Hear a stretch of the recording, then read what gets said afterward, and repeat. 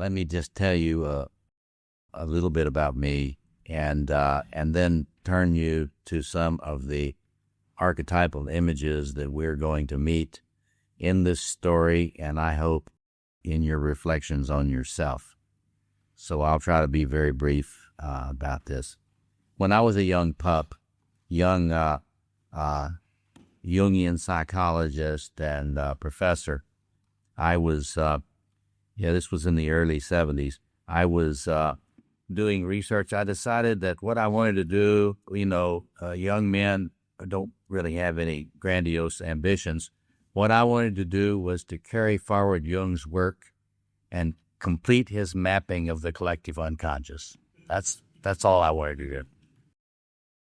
So I've proceeded to get on with my research and to begin trying to work on different archetypes, to try to understand in a deeper way how these deep structures, what we call deep structures in the psyche, what they are and how they relate to each other. And so I did a lot of field research and research on people that I was working with clinically, and so along about in the mid to late 80s, I really stumbled on the discovery about these structures and how they are related to each other that really surprised me. And it was a discovery about the way in which the archetypal foundations in the female soul and in the male soul, how they're alike and how they are different in the way they are organized. And one of the most celebrated scientific discoveries that is accepted widely is that if you're going to be murdered in the world, it's likely to be by someone young and male. And when I discovered this particular way in which these archetypal structures are organized in the psyche, and realized the way in which the masculine psyche was organized, it became clear to me that I had made a discovery which made a lot of sense theoretically about what we have observed about the asymmetry, the difference between the challenges of being a young woman and being a young male, and the difference between the challenges of being a midlife man and a midlife woman. And so I was struck by this, and I had really never started out to be a psychologist of the masculine at all. And to this day, I'm trying to do a complete psychology of the human self. But when I saw what I had discovered, it became clear to me that I had to try to do some work presenting to men on the structure that I had discovered between these archetypes: king, warrior, magician, and lover. And so I began to lecture and began to write about these archetypes that are the key building elements of the male psyche. And Robert Bly heard some of these lectures in the late 80s and invited me to come over and to teach with him. And he and I became fast friends, and that early work of mine became part of the materials he used to write the book Iron John, which you may have heard of. One other personal note about me, I was pretty self-satisfied at 45 years old as a fully tenured professor, and I had a good practice going. And one year, my wife and I, it was 1987, we took a trip around the world. And she and I we were in Bombay, and we turned down this one street, and the cab driver said to us, on this street, there are 10,000 women and children, and you can buy any of them that you want and do with them as you will. And I thought I had misheard him, so I asked him again, What did you say, sir? And then he repeated what he had said to me. And later on, and some years later, there was an article done about this particular street in Bombay, what is now known as Mumbai, about the most notorious center of prostitution in the world. Well, at that point, the size of the evil I was witnessing and the size of my complacency as a man, my self-satisfaction, complacency as a man, came into such stark contrast that I almost had a psychotic break. Because when I went back and I would be sitting in faculty meetings, and I was listening to the drivel that was being talked about, I was just in shock about the disconnect between what's actually going on in the world. And I might add, after what Micah said, a lot of this evil I was observing was imagined by, organized by, fueled by uninitiated men. So I had been looking for some way to have some influence on that. And so when Robert Bly's invitation to teach with him came, I had no idea that that would actually be an opening for me to help men through my work think about what it would mean. What would it actually mean if you might have never seen one, but what would it mean to be a mature man? And so since that time, many wonderful men like these that are here with me and you have been engaging that topic. Now, I never lost my interest in studying a map of the inner world, of the archetypes, and you'll notice that if you're unlucky enough to sit by me and ask me a question about them, because I will tell you more than you ever wanted to know about any of these archetypes. But I wanted to share with you in this story a wonderful thing. I didn't have any idea when Michael and Richard invited me to come think with you about this story. I had heard this story of Parsifal, but I had never really thought of it, using it in the way that their genius led them to be thinking about. And the human brain, the research has shown that the human brain is organized through narrative and story. And most recently, it has shown that it is through telling and retelling your story that the greatest integration of your personality comes. So, looking at this story, I just wanted to read you a list of these archetypes that are in this story and in you. And to give you a sense of just how rich this thicket is that we're entering.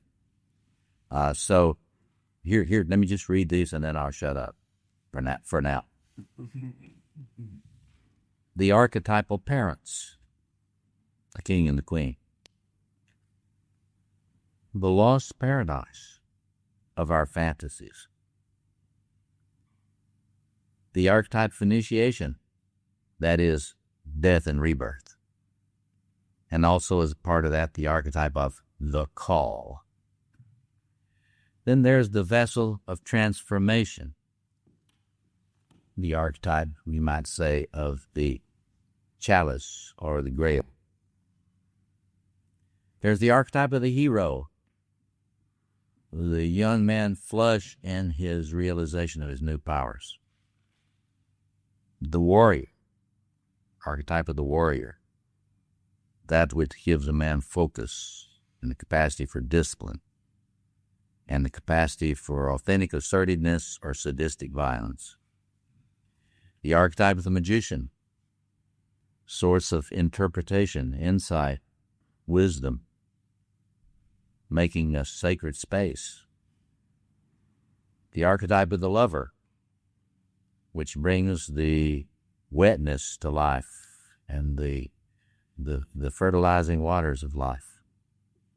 The archetype of the shadow, which we see in the archetype of the twins, or in the story of the dark brother. It also carries the archetypal understanding of the opposites in personality. There is the dark spirit woman, the archetype of the dark spirit woman, There's the archetype of the blessing. They're always after mother's blessing and father's blessing. Back behind, in the darkness of all these things, is the archetype of the great other with a capital O, the dragon, some might say the God archetype. There's the archetype of the transformative fire, the fires of God that you see. Every spiritual tradition has images of the fires of the divine. And issuing out of that sense of the relationship between the king, the authentic blessing, is also the archetype of sacrifice. That is the capacity to make an offering which is beyond your own narrow ego interest. But make an authentic offering beyond your own narcissistic ego interest. So all those archetypal parts of you find a place in this story and in these rituals that we're going to be involved in together. I feel honored to be here with you. I'll shut up for now. Thank you.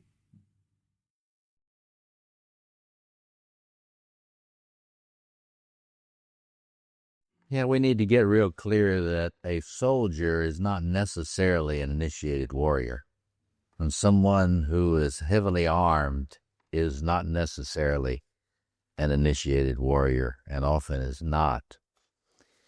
The line that I think is important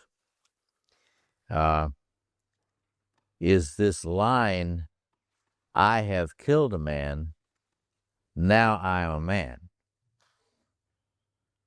And that goes by real fast in the story, And I wonder if there's anyone here that believes that killing someone makes you a man. Obviously not. We have lots of monster boys who have killed a lot of people, and they are not men. They are not psychologically or spiritually men. So that's a critical line. And it's interesting in the story. There's two places. He believes that killing has made him a man. That's part of his immature uninitiatedness. And the other one where he questions what his mother taught him when he says, she taught me to respect women, and I see that that's not true. If you read the lines, he wobbles on his commitment to his mother's truth. He wobbles. I'm not saying he gives it up, but he does. He comes back to challenge. He comes back to challenge Kai. But look at the exact quote. He's shaken by that, because here it's in the realm of what we call idealized self-objects. When your idealized representations question your values when you're young and immature, you wobble. You don't have the mature power of convictions that an older person does. So he wobbled there. He was confused by that. He wasn't clear. He was confused by that. Then he came back. He came back and righted himself and said he would engage him later. But the most important part is this bit about assuming that violence makes you a man. We're working today on, there are two, in my understanding of the code, the deep code of the self, the human self, there are two axes. There's a vertical axis between the royal and the magician. Here is the tension, the necessary tension between power and the capacity to have the wisdom to critique power. So that's really the axis of appropriate sovereignty, because if you're going to use your power with wisdom, you're going to have to develop the magician as well as your royal. because the royal without the insight of the prophet, the wise man or wise woman, will always abuse its power because it can't see through its grandiosity. So there's the vertices. Today we're actually working on the horizontal axis. And it was on this horizontal axis between the lover and the warrior that I discovered the fateful distinction, the difference between the genders. There is enormous interdisciplinary evidence that young males are flooded with their instinctual, I would say archetypal energies of aggression long before they have had the time to develop the wisdom and insight and understanding and empathy and compassion that they would need to be able to utilize their aggression in a responsible way. I say aggression because I can't stand it when people say, they are aggressive, I am assertive. That's all. People that have not dealt with their own shadow aggression think they're assertive. Every human is aggressive. Every female is aggressive. Every male is aggressive. The question is not whether you have the instinctual energy of aggression. The question is, have you developed the wisdom and the empathy and the compassion and the skill to utilize your aggression, turn it into appropriate, principled assertiveness and effectiveness? Without aggression, you will be sloppy. You will not have boundaries. Without aggression, you will not, without modulated, tuned, trained aggression, you will not be able to organize. You will not be able to be disciplined. You will not be able to plan. You will not be able to monitor and manage projects. You will not be able to linearize tasks so that you can actually monitor them carefully and see how well you're doing. There's a lot of these things. Certainly you will not have a clear sense of right and wrong, and certainly you will not have the actual capacity to protect the weak, and you may never develop a sense of mission for service if you've not initiated this warrior sector of your psyche. But what I was shocked about when I made that discovery, putting all this data together, was that, oh my God, the young female is flooded with lover energy, and that's why she tends to be such easy prey for the predators. The data around the world shows that young women do not have the equipment and energy they need to protect themselves from predators. Enormous data. By the time a woman gets to midlife, she has learned some warrior things. She's gotten insight, and she's got the capacity to stand up for herself, if there's any chance for it at all. Actually, women at midlife become much more effective warriors than men at midlife. In fact, the midlife turning is when the flooding of the warrior actually shifts from the masculine to the feminine.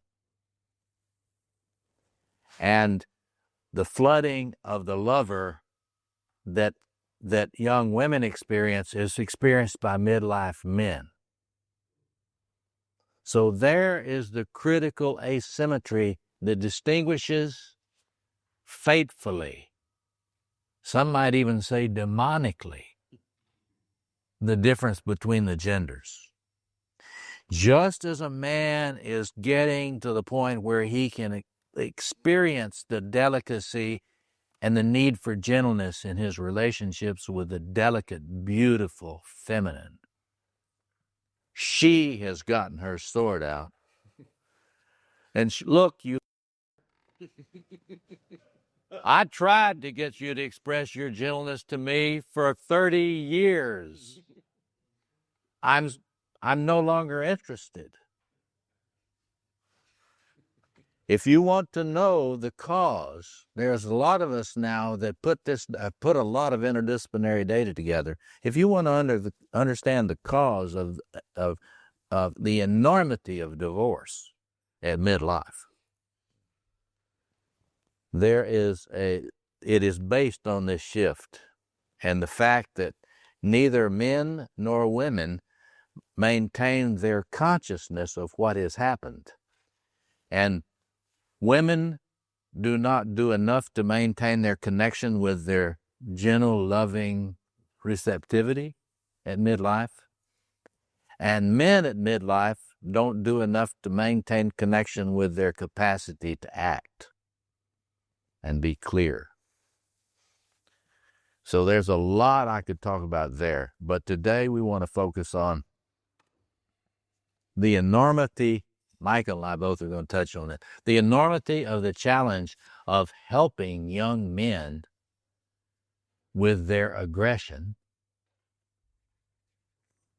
so that it is not demonized and they become castrated and unable to be assertive agents in their lives.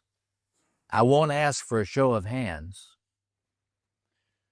Though I'm not going to ask you to raise your hand, but to join me, say that those whose aggression was so shamed and by their mothers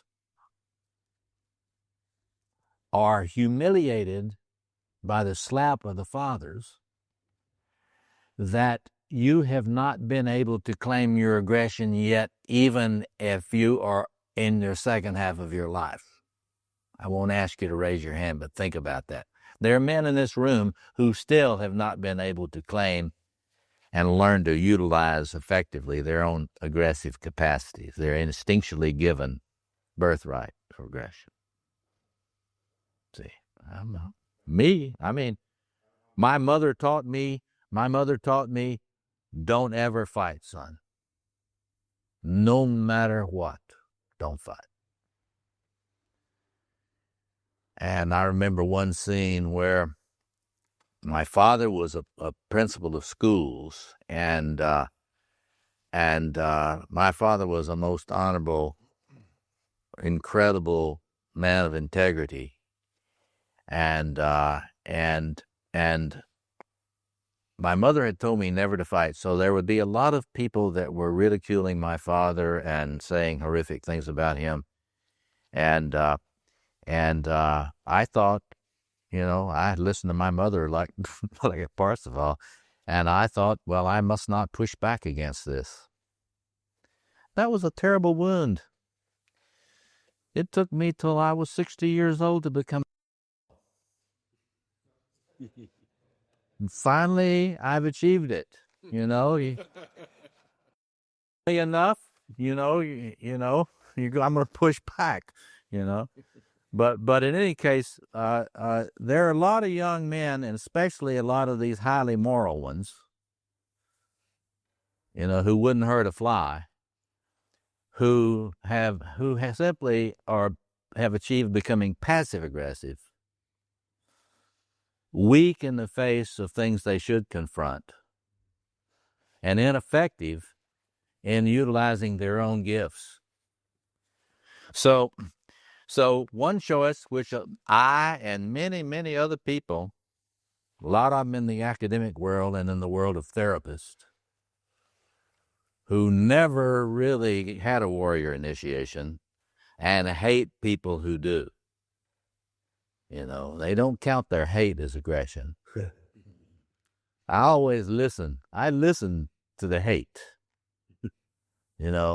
I listen to all my pacifist leftist friends' hatred of George Bush. And it's not lost on me the incredible archetypal intensity of the hate. That is, my friends, aggression. So, So you just find you. yeah, it's an instinctual energy grounded in your sociobiological makeup. There's a very clear biology of it, neurobiophysiology of it, and it is that capacity to act in forceful, focused ways to impact your environment. And to this morning, I simply want to lift up. I've lifted up the passive side of a lack. If you lack a warrior initiation, you're going to be passive. You're going to be ineffectual. You're going to be masochistic. You're going to be in a dance with sadists.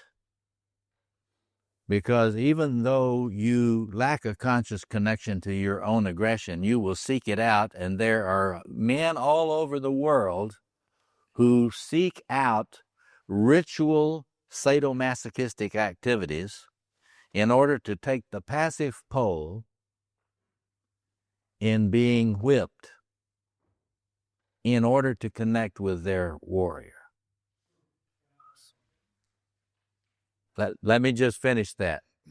I have treated a number of men whose only connection to their aggression is arranging ritual humiliations by the aggression of other men. You follow me? When I help them to understand what it is that they are seeking in that ritual, in activity, and I start helping them initiate their warrior and claim their own aggressive energies in a mature, responsible, related way, that ritual sadomasochism disappears. Do you follow me? Okay. What do you mean by unless you've been initiated into a warrior initiation? Because About what? that you can't use your warrior energy, because I would say I'm no shortage of warrior energy. Yeah. But I certainly wasn't initiated into it by my father or my mother. Basically, I got beaten up at school, and so I thought, fuck this. Right. It's in you. It's in you. It's in your DNA. There's not a man in this room that doesn't have a lot of aggression. It's in your DNA. The question is, what has culture and the vessel enabled you to do with it? Have you been able to bring it out in a mature, healthy way, turn it into creativity and a striving for justice? Or has it been sort of warped by your family, your playground? I was beaten up a lot, so I understand that. But in any case, you will be paranoid. When you see men who are paranoid, these are men who have not been able to learn to access this energy, this legitimate archetypal emotional energy, and to channel it effectively. So if you see somebody, and of course, persons like that are very, very sensitive to humiliation. That is, if you are very, very sensitive to being shamed and easily moved to rage, that's a sign of the lack of a warrior initiation, because that means that it's like that new movie's come out, the new remake of The Incredible Hulk, and that Incredible Hulk is in there in all people. And the rage is a mark of immature warrior discharge. It's like Michael was saying earlier about Parsifal's response to that shaming was not a thoughtful, planned response. And we're going to talk in a little bit about young men. And you say rage, and Are you saying express rage is the sign of injury? Because rage and anger. One of the things I want to get clear about this morning is that rage and anger are extremely different phenomena. There's a radical cleavage between the two. Rage seeks the right. Anger seeks the right. Rage wants to destroy everything. If your man is in a rage, he does not care about justice. He does not care about leaving anything standing. He wants to incinerate everybody, as we say in the United States, Bill Clinton country. And I say, not only am I going to kill you and your family and your kids, I'm going to kill your dog. And that's rage, you know. And the rage is the Incredible Hulk that comes out and kills people and leaves the human holding the bag. Because that's an archetypal phenomenon. If somebody's rage, that is archetypal. That is unregulated warrior energy. Anger will seek the right.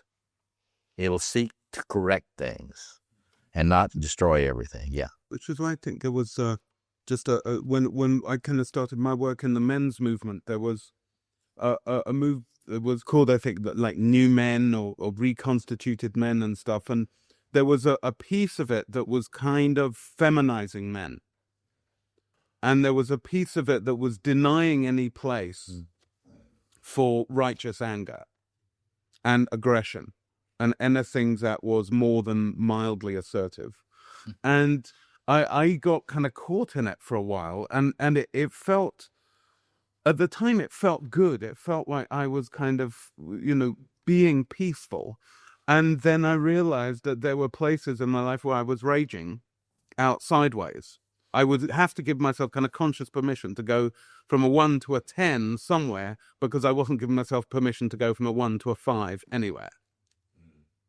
And so it would, by kind of bottling it up, it would then come out. So there is, I think that one of the real positive roles for a men's movement is not to simply respond to the women's movement in terms of taking on the shame of 2,000 years of demonic patriarchy, but actually figuring out, what bits we have to bring to the table, and acknowledging, as Robert does so well, that they are different, and at different times in life we may be seeking other things, and that young men need a kind of initiation that young women perhaps don't need around this stuff.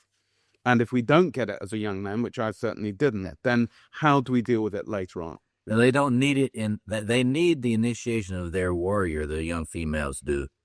But the young females are not going to go around marauding if they don't get it. They will be victims if they don't get it. But young... Sorry to say that, but in society, I don't know what it's like in the States, my guess is it's the same. You're getting the rise of the women out in the streets, young girls drinking, fighting. Yeah, but you need to do some statistics. Statistically, that's absolutely correct. And the wasteland destroys all boundaries. It contaminates everyone, and everybody starts to go into the shadow side of all of their potentials. And so, yes, that's true. But if you look at the statistics, it's insignificant. It's statistically insignificant. So if we're talking about where we're going to focus our energies, if you're going to be a man, you need to help young men connect with this instinctual given and regulate it and begin to bring it into their lives in creative ways, so it can serve civilization, so it can serve justice, so it can serve. It takes warrior energy to organize any kind of effective service. Let me just go through the psychoanalytic reading of these warrior virtues. The concepts, the psychoanalytic concepts that correlate with warrior virtues. We want to talk about the tempering of the young warrior. there are three self-functions that psychoanalysis has delineated. The first is here's the $300 word, the aversive self-function, the aversive, A-V-E-R-S-I-V-E. That is the capacity of a person, any mature person, to recognize when something is toxic for them and begin to form a secure boundary against that. And if you look around you in your world, you'll find many people who are in the presence of toxicity who do not have an aversive function. So that exists at the level of cellular organisms. So it's a biological capacity to create a boundary against toxins.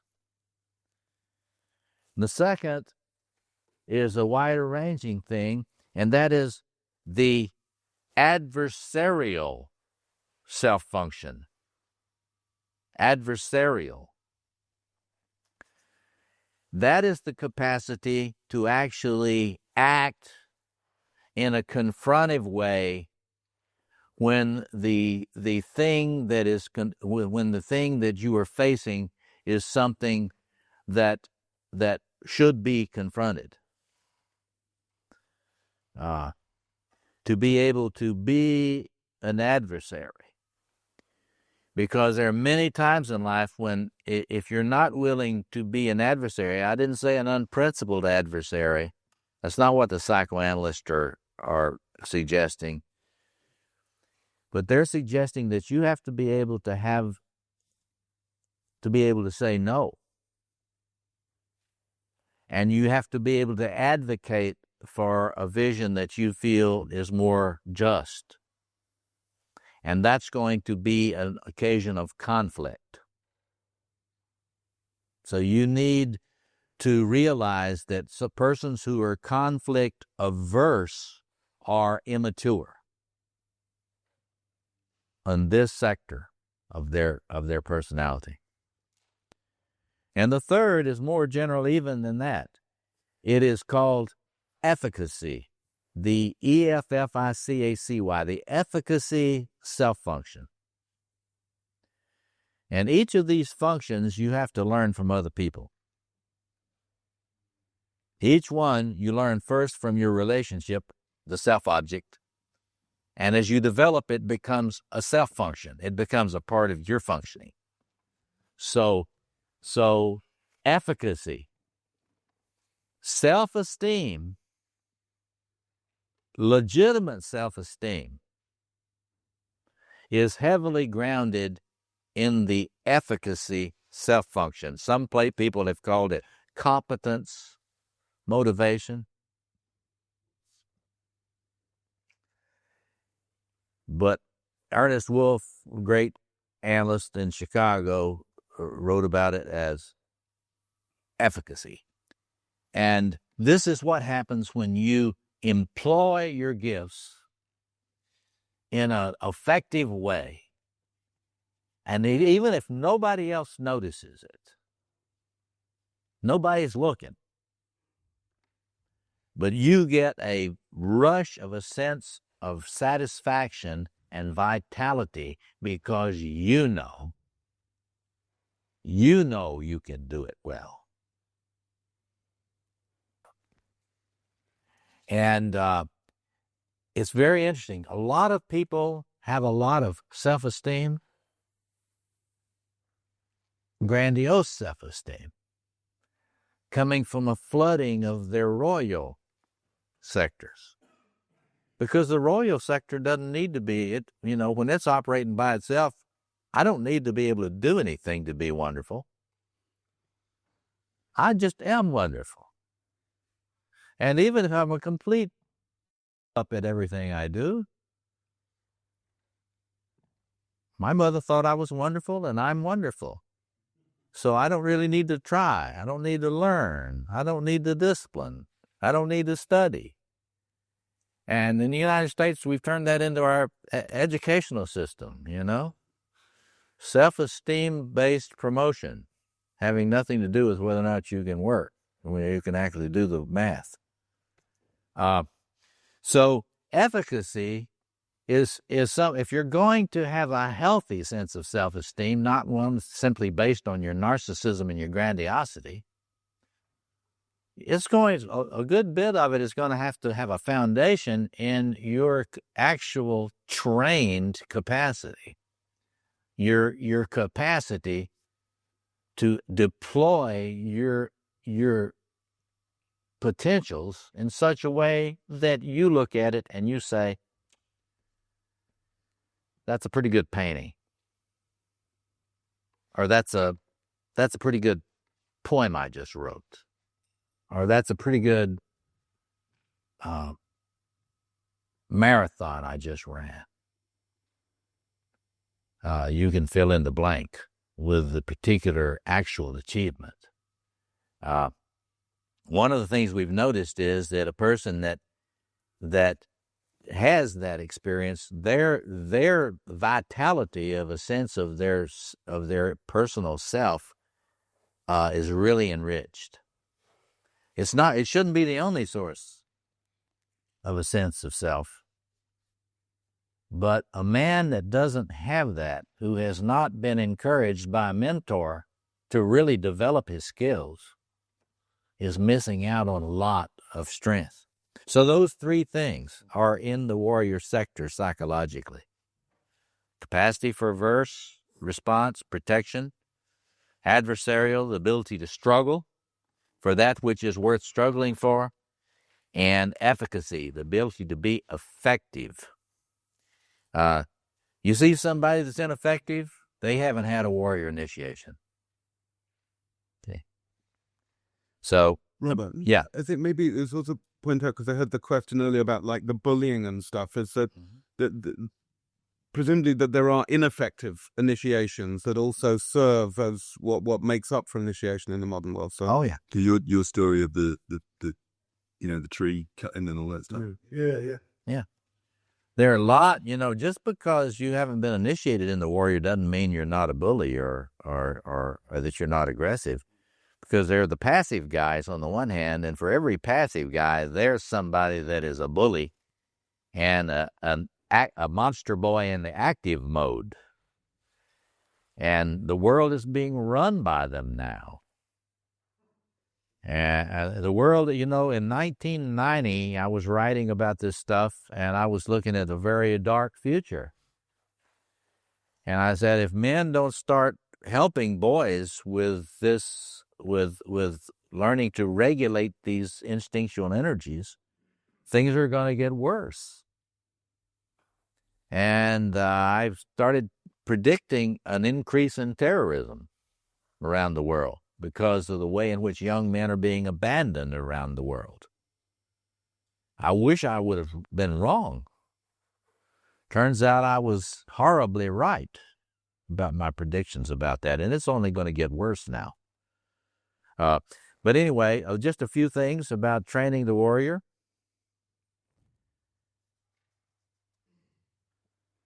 Assertiveness training. Probably everybody in this room ought to really look hard at the assertiveness training. To the extent that you're not creatively assertive in the various settings of your life,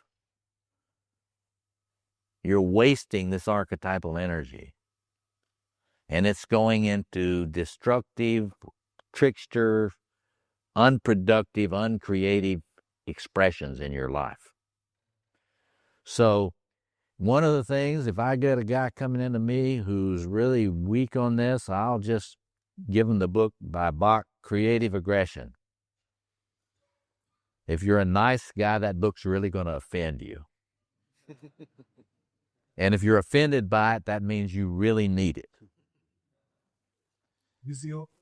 Bach, George Bach. He's really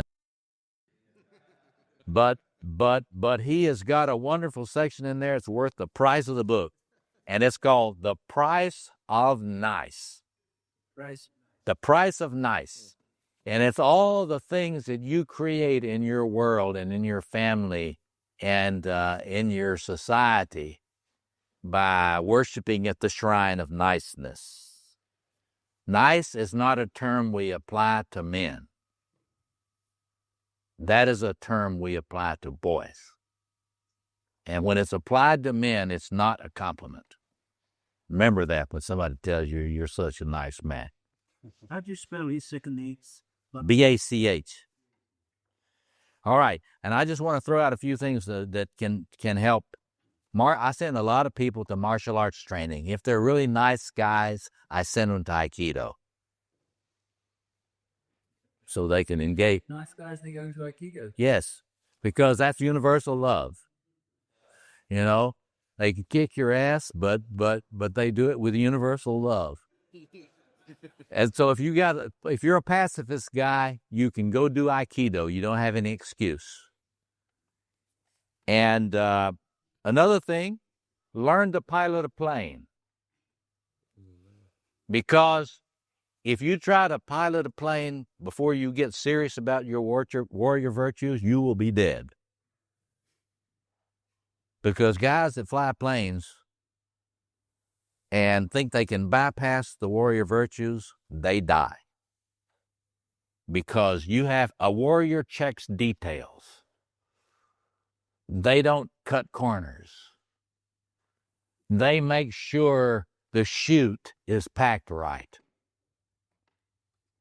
They go through the checklist. They operate in a linear, tracked, monitored world where not anything is left to chance. Because when in the warrior's world, when you leave something to chance, people die unnecessarily. Do you follow that? Okay. And get this, project management. If you're a lousy warrior, go take some seminars in project management. Because if you show me a guy who's really a fabulous project manager, I'll show you a guy who's got some high-level warrior skills. He doesn't have to bully anybody. He knows how to ask the right questions to find out where the sloppiness is, and he will create a means to get it done and get it done effectively, utilizing the right amount of resources. So you might know a lot of guys who you can't stand that are project managers, and that's right. Just because you got a lot of warrior stuff doesn't mean you're likable, right? But don't forget that. If you can't manage a project, don't attribute it to your typology. Oh, I'm just an intuitive type. And, I'm just I'm an intuitive feeler. Well, that's not an excuse. Sorry. Okay. Two other things. Study ethics. Because the warrior's realm is the realm of the discernment of right and wrong and good and evil. And people who have an insufficient warrior initiation have insufficient outrage at the real evil in the world. So, I'm not impressed with people who try to tell me that the warrior's a bad thing. Because if you don't have any warrior, you can meditate in white light meditation while children are being eaten all around the world and not feel a thing except bliss. Do you read me? And there are a lot of people who are blissed out through meditation and other spiritual techniques who managed to make themselves completely incapable of discerning evil, real radical evil, wherein it exists. And that capacity comes from no other sector of the psyche. It doesn't come from the royal. The royal by itself will do anything. It does not limit its own aggression. The lover by itself will just stick its tongue in anything. But it's not preoccupied with whether my sensual gratification is evil. The guys that traffic in prostitution, child and otherwise. They're into their lover, but they have no idea what they are colluding with, or they don't care. The magician is going to study. It's going to have a study commission. The magician guy will study evil. And another bunch of people go over the falls, or they go into the quicksand, and there's a lovely commercial about that. This guy, he's got these colleagues who's going into the quicksand, and he's studying it so he can bring it up at the next meeting. So the only thing in the psyche that has a sense of right and wrong and of good and evil is this system. And when you hear some spiritual type tell you they're beyond good and evil, I hope your bullshit indicator is working. Because nobody is beyond good and evil. And it doesn't matter how liberal you are or how conservative you are. You're not beyond good and evil, and you participate in it, and you collude in it. And the only thing where you have a healthy sense of honor and shame about your collusion with evil is in this sector. And so those are a few things about this sector of the psyche.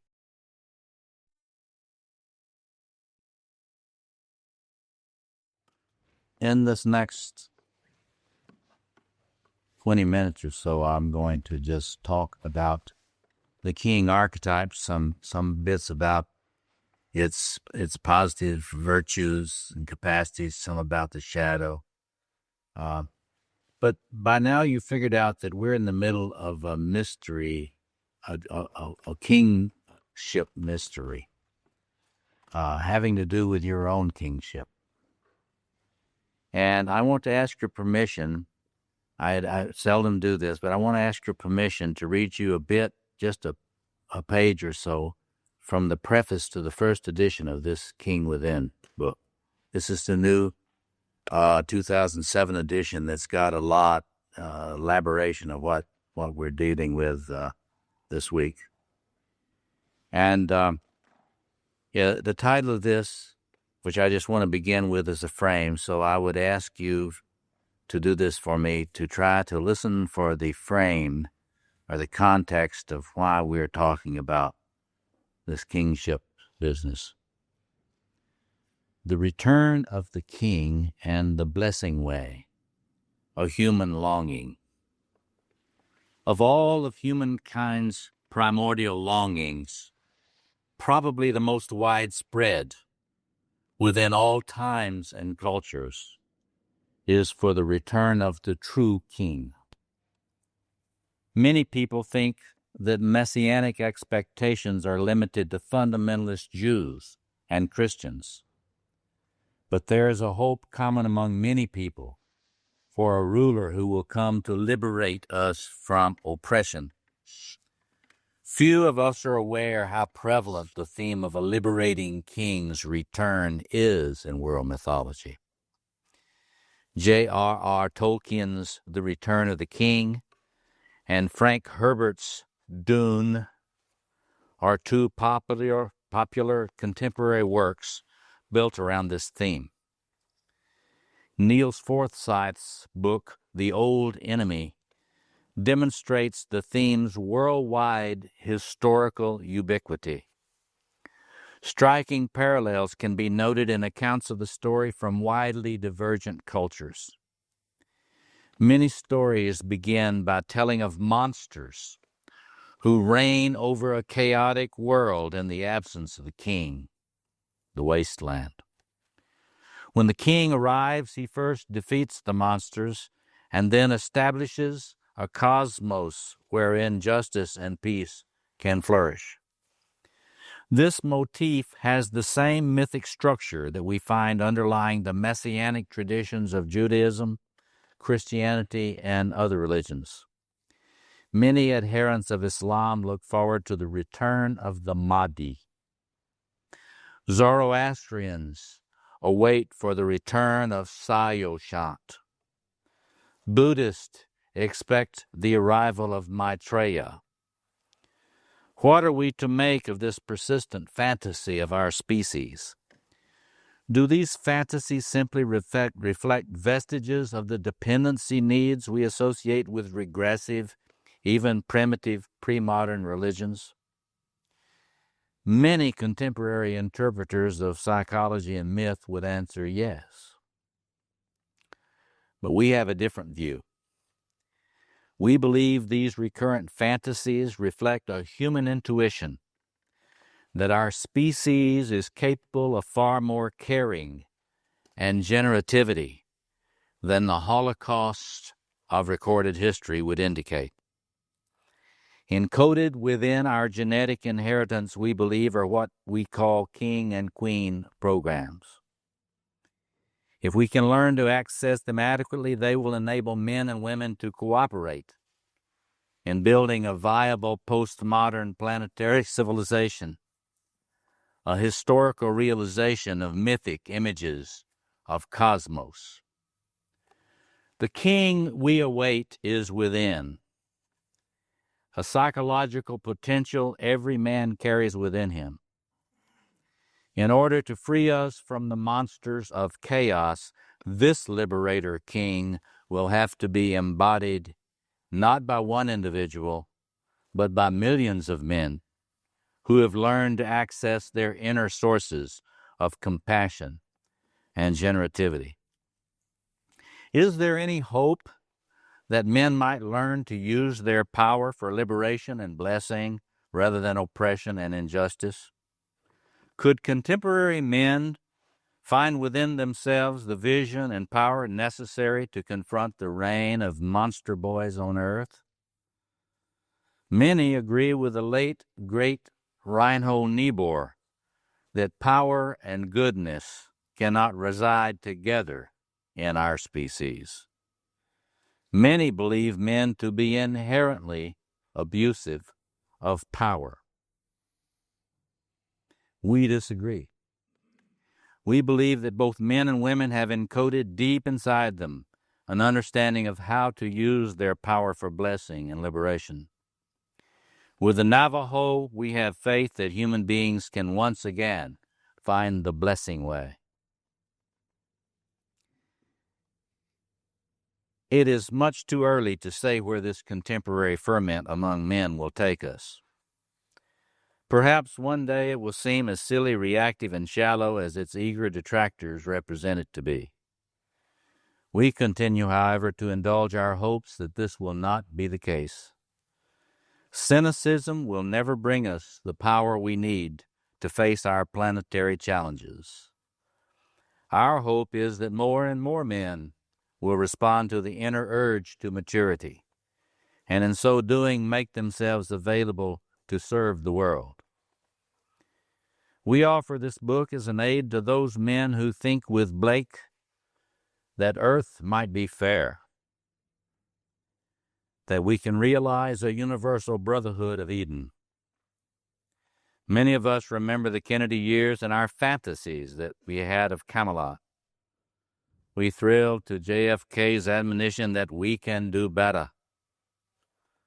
Certainly we know that politicians deceive us when they try to present themselves as the expected one. But we believe the voice these men are echoing is a real voice, resonating within each of us, and one which, if properly heeded, will begin to lead us along the blessing way. That voice, I have felt a long time, is that voice of the king archetype. When I first was studying all this stuff and trying to understand about these archetypal structures, I had no interest in the king archetype at all. Since I was such a magician myself and really didn't know it, I had started by studying ritual processes in various spiritual traditions around the world. But from that I began to study the anthropology of Victor Turner and looking into this idea of this transformative space, which incidentally you're experiencing this week. But Turner had studied this transformative space, and I began to realize, well, here it is in anthropology who among the psychologists is looking at this kind of space? And it turned out that I became aware of the work of John Perry, John Weir, W-E-I-R, Perry. He had done a book which he had titled The Royal Father. I think the Lord of the Four Quarters, Myths of the Royal Father. And when I began to look at this, I began to see what he had done is he had accumulated all of these stories of the myths of the true king.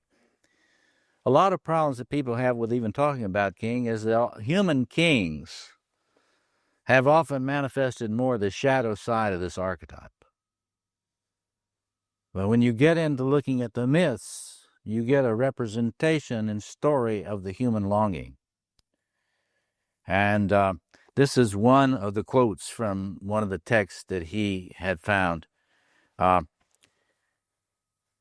This is a translation from an ancient Egyptian hymn of the 2nd millennium BCE, a hymn to the Pharaoh. Thou hast stood as king upon the unyielding land, and caused it to flourish. In thy form as Ptah, the risen land, in your manifestation as the unifier, what your mouth created by speaking, what your hand shaped according to your heart, you have raised up out of the waters of chaos. And Perry, in that book, told of the feeling for the Pharaoh in those myths. And it was said of the Pharaoh that it was because of him that the young men could sleep at night. Because of him, the young men could sleep at night. There are many, so I recommend to you, I republished his book under the title Lord of the Four Quarters, The Mythology of Kingship, in the series I edited on Jungian psychology and world spirituality. Let's look at this sheet which we've passed out. I just want to do again here what we've done before. This is a diagram from this new edition, 2007 edition of The King Within. So again, I'm very impressed by the Mayan tradition. And on the front of this book is a Mayan king. We're looking down at the top of a Mayan pyramid. As you know, on the top of a Mayan pyramid, there's a place of a temple. And that's what is represented here by the space of the optimal personal self, what I call the optimal system self. So each one of these archetypes we've been talking about, you start from the bottom of this pyramid to represent lack of integration, and you work your way toward more and more integration. More integration requires that the four systems, the four quarters, operate synergistically together. And let's go to the base of the pyramid on the king facet now. Whereas the warrior would be mere aggression at the lowest point, the magician mere knowledge, the lover mere embodiment. At the lowest level, the king archetype reflects mere power. And some of the evolutionary psychologists talk about those as dominance systems, grounded in your sociobiology, dominance systems. Well, the capacity to exert power manifest in immature forms is merely the intent or the capacity to dominate, mere power. But as that royal energy begins to integrate and begins to deploy, I love the word deploy about these archetypal systems, because they are present but unevoked. early in childhood. And if the nurturance is there, then the potential begins to deploy. And so as this king potential begins to deploy, then comes the capacity for ordering chaos and provision of resources. And so the capacity to begin to shape an order that might reflect, when it's really matured, might more fully reflect justice. It's very interesting how these quadrants relate to classical senses of virtues. Courage is a warrior virtue.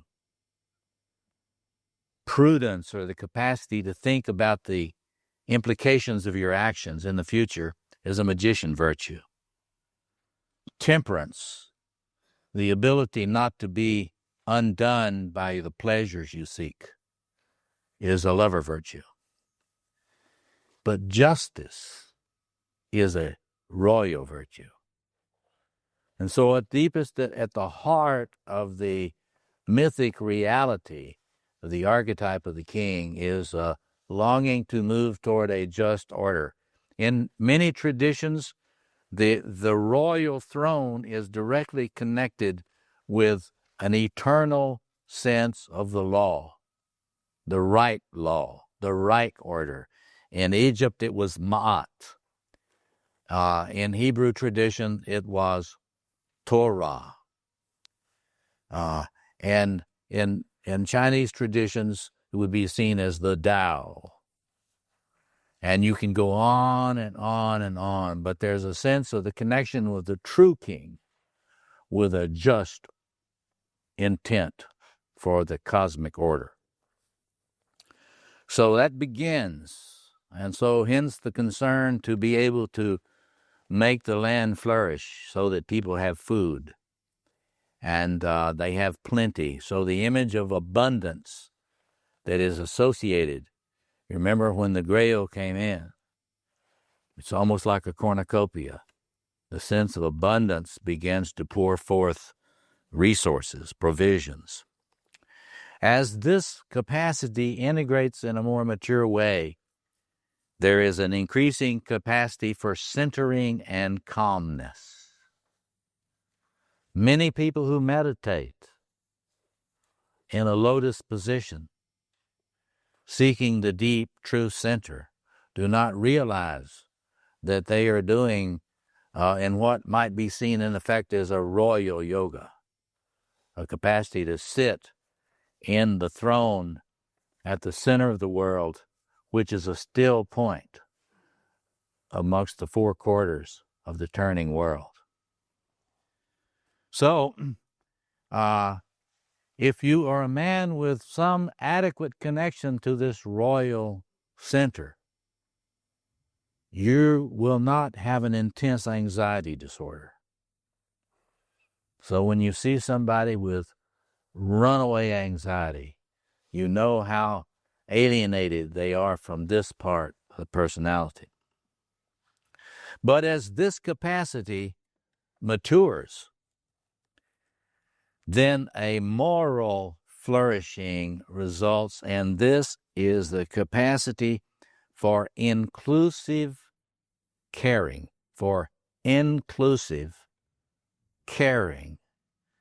the cold and heartless triage. You know triage? Triage is when you're going to decide who you're going to leave out. And you're not going to care about the one that cannot clamor for what they need. This is the story in the Christian myth, the reference to the Good Shepherd. Because the story of the Good Shepherd and the Gospels is a reference to a messianic royal virtue. And that is, there may be 99 sheep already in the fold, but the good shepherd is aware that one is missing and will put forceful resources to work in finding that one who might be lost. So the capacity for inclusive caring is at the heart, and then flourishing with that is a strength-based power to bless. So at the flourishing of this royal capacity in the female or the male soul is the capacity to bless others and bless the world in the stewardship of the power that this person has. And you can tell when the royal sector is not matured by the absence of efforts to bless. So I need to just touch on a few of the shadow elements. The most common one, of course, you know it's shadowy if you're displacing your royal systems in projection on someone else. We've already talked about dependency disorders. So if you're giving your power away, that is course marks of a dysfunctional royal sector in the personality. But we know the pathological royal more in its overt expression, in what we call, in my business as a psychoanalyst, the narcissistic personality disorder. The narcissistic personality disorder acts as if he is the center of the world and that the world exists for him. In classical stories, that kind of figure is known as the cannibal king that eats the world for himself. And so the narcissistic personality disorder, very interestingly, according to what I've already said, is not as anxious as other pathologies. They are much calmer, and they tend to attract people who are more dependent to them, like flies or like moths to a light. So you will notice if you have an empty space in your psyche for this king development should be, you will notice that when a narcissist comes around or a sociopath comes around, your knees start to get weak and you start wanting to kneel. I'm serious. It happens all the time. That's how so many monster boys manage to rule in the world. But I am forever trying to say to therapists, do not hate these men. Do not hate them.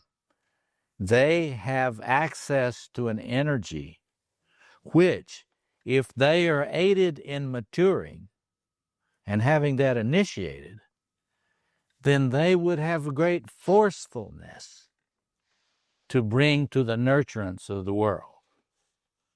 And so when I look at any of these quadrants and I see the dysfunction, I'm not interested in stopping there. I'm wanting to know, well, how can we help that person find a way to take that energy and mature it, regulate it, make it work for himself in a more creative way, and thereby work for others.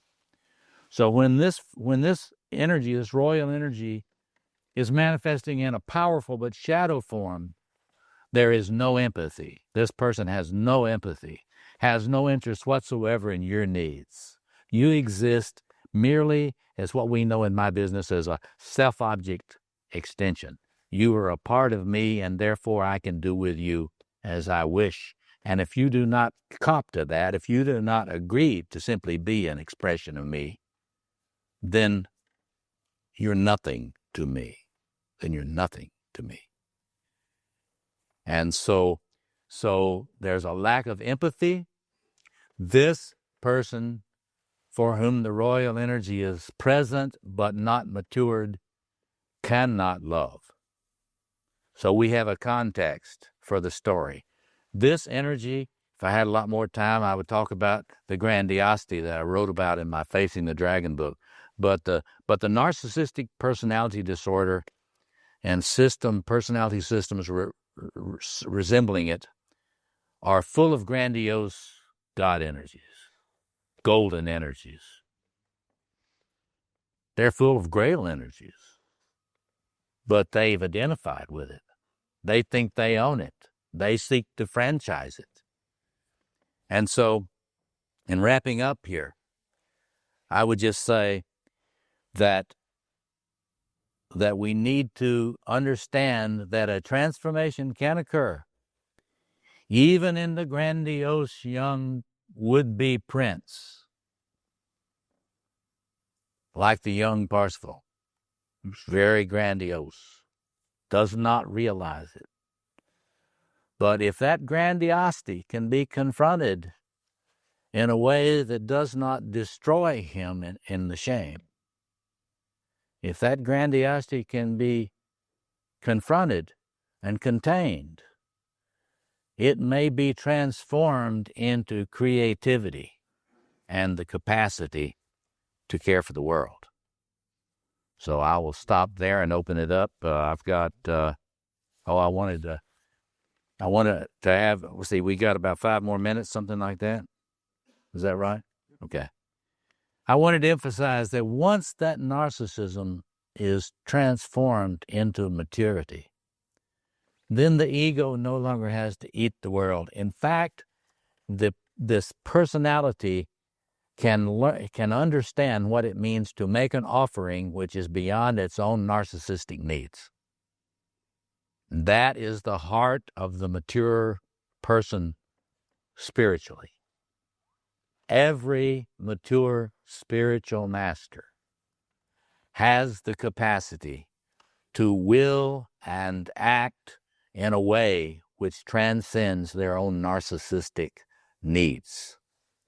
And that in traditional cultures has been identified as sacrifice. So this is why the archetype of sacrifice is at the heart of so many spiritual traditions around the world, because humans have known that the capacity to begin to make an offering beyond your own arrogance is at the heart of realized humanity. One thing a lot of us guys do, and I'll just cop to this for myself, there are a lot of guys that just cut off any of their royal and warrior stuff and just don't show it. They take refuge in the magician sort of lover sector of the psyche. I'm not saying this is you. But I'm just saying that instead of ever developing the ability to be in a confrontation with another person, not just women, but to be in that confrontation without being homicidal, and being in that confrontation without really making oneself suicidal by not protecting oneself. There are a lot of guys who cut the whole active aspects of the male self off in order to survive. And what they will do is what I did for many years is I would just sort of be like the Wizard of Oz, and I would just disappear into that magician. Nothing can enrage a woman more than she's trying to confront the man, trying to engage him, and he's sort of, suddenly she notices, this thing sitting here with me is not really him. This is an android. That guy put an android in here to deal with me. I'm not kidding you. And often they could not articulate that I just said, but they think this is not a real person. And so then they'll start to escalate their attacks to see if this thing can sustain some punishment or whether they will crack and the real guy will step out. So a lot of us become opaque and we are not visible. When I did the Mankind Project weekend and I was asked to choose a name, an animal name, I chose President Lion, because in so much of my life I have been opaque and not present, not accessible behind my magician capacities. Oh, you have a problem, I don't understand. So I'm not saying that's you, but I'm saying it is possible to be so conflict averse that you don't put anything out there of your true self that might lead somebody to want to bump up against you.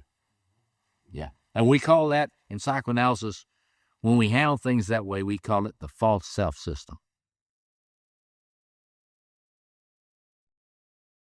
On Christmas Day, the whole company at Carleon gathered to celebrate. Bright with banners and tapestries and the wild holly boughs that were festooned around the hall, the walls were made still brighter by the richly embroidered garments of the assembled lords and ladies. A great fire blazed in the hearth close to the throne, where King Arthur sat in state with his queen beside him. Parsifal was ushered into this noble company, still wearing all of his red armor except the helmet which he carried in the crook of his arm. He came bemused and uncertain before the throne, where King Arthur greeted him warmly. I have a duty to perform that gives my heart great pleasure. Bring me my sword Excalibur.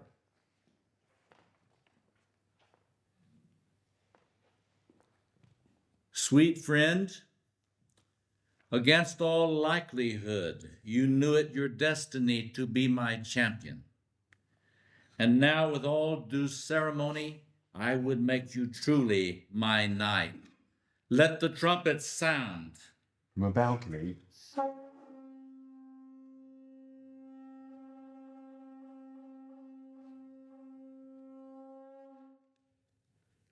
stunned with wonder, Parsifal heard a royal voice declaiming in the silence of the hall. Parsifal of Wales, rightful king of Anjou and lord of Bel Repair, I, Arthur, high king of all the lands and isles of Britain, bid you kneel and swear fealty as a true knight. Parsifal dropped to his knee before the smiling king. He lowered his head, and just as he waited for the touch of the sword on his shoulder, the reverential silence of the court was shattered.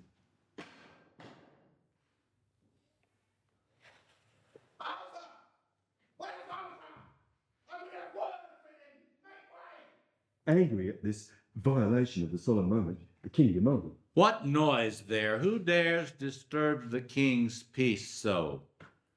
The whole murmuring of the court fell silent as the most loathsome female figure that had ever rode into the hall that people had ever seen. She was dressed in a crumpled bridal gown. She sat with a crooked back on a bony mule, clutching a whip in her right hand. A long plait of coarse hair dangled from her head, but it was her face that appalled everyone to silence. Or was it a hideous mask she wore? It resembled less the features of a woman than the savage, bristled snout of a wild boar. The dogs in the court cowered at her approach. By what right do you interrupt us, madam? I, Country the sorceress, demand by what right do you desecrate the sovereignty of Britain? I counsel you to speak more fairly to our king. Be silent, go away! I forgive you, madam, for I presume from your manner that you are not always in possession of your mind. My wits are truer than the traitor heart of one here, king. Who among my friends do you dare name traitor? Who else? For that play? Possible. Kundry, that knight is among the worthiest of my companions. Then you are betrayed by his fair manner and his fair faith. You think me monstrous king, but I tell you that the base wretch before you is more monstrous than I. Does he not foul the honor of the arms he bears? Those arms were won defending my honor. Peace, fool! Do you think I don't know that he slew the Red Knight, and by what ignominious means?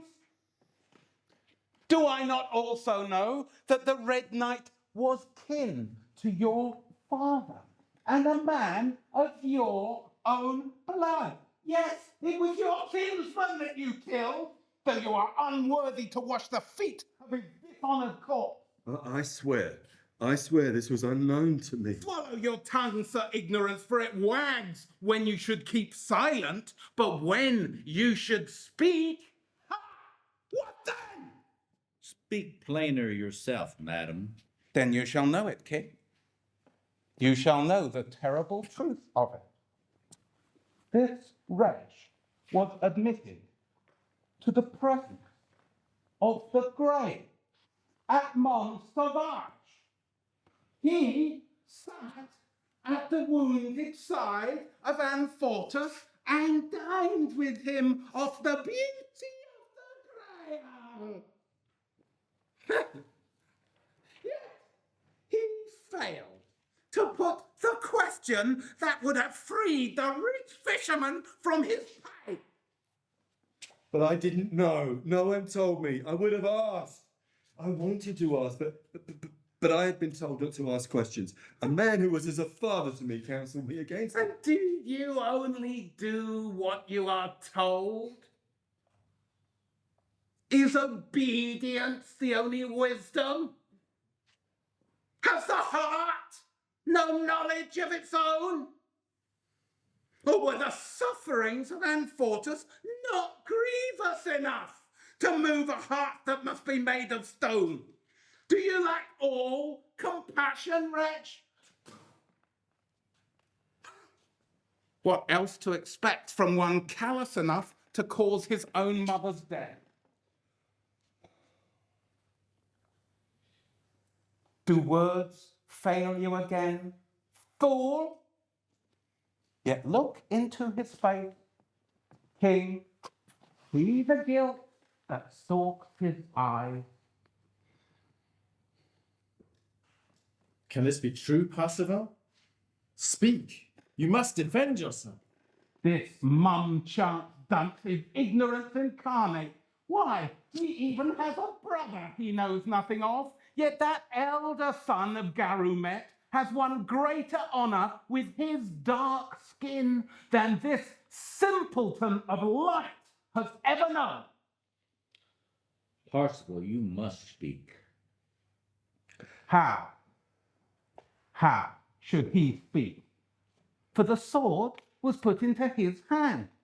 The lance and the table were shown to him, and the hallowed grail itself, yet he uttered not a word. His silence condemned him then, and it condemns him now. I cry great shame on you, Parsifal, the wretched, in all the eyes of all the world, for the wound still festers at the Grail King's thigh, and that land still languishes through your bitter fault. But how shall grave fault be mended, Kundry? It cannot be mended. Not unless the right man finds his way to Mont Sauvage. Then I'll go back there. I have failed once, but I shall not fail the test again. You've thrown away your chance, fool. Such is the elusive nature of Mont Sauvage that it withholds itself from all who deliberately seek it. Still, I shall seek it out. Then see what becomes of your arrogance. I think you should return to your wife, friend. But don't you see? That's the true hell of it. How can I show my face at bell repair with my honour gone? There can be no thought of happiness for me until I have found that place they call the Grail again. Did you not hear what Kundry said? As long as you look for that place, it will elude you. We must look to God in his goodness for a favorable outcome. God. God. Would you speak to me of God? Once I thought myself his true knight. But now I find I have only been God's fool. Do not put your trust in God. He will only play you false. May God forgive you. Believe me, beyond your lance and sword, there's only one thing to be trusted in this world, which is the truth of a woman's love. Parson, you cannot leave like this. There's no other way. I wish you well, my friends. I do not know if we shall ever meet again.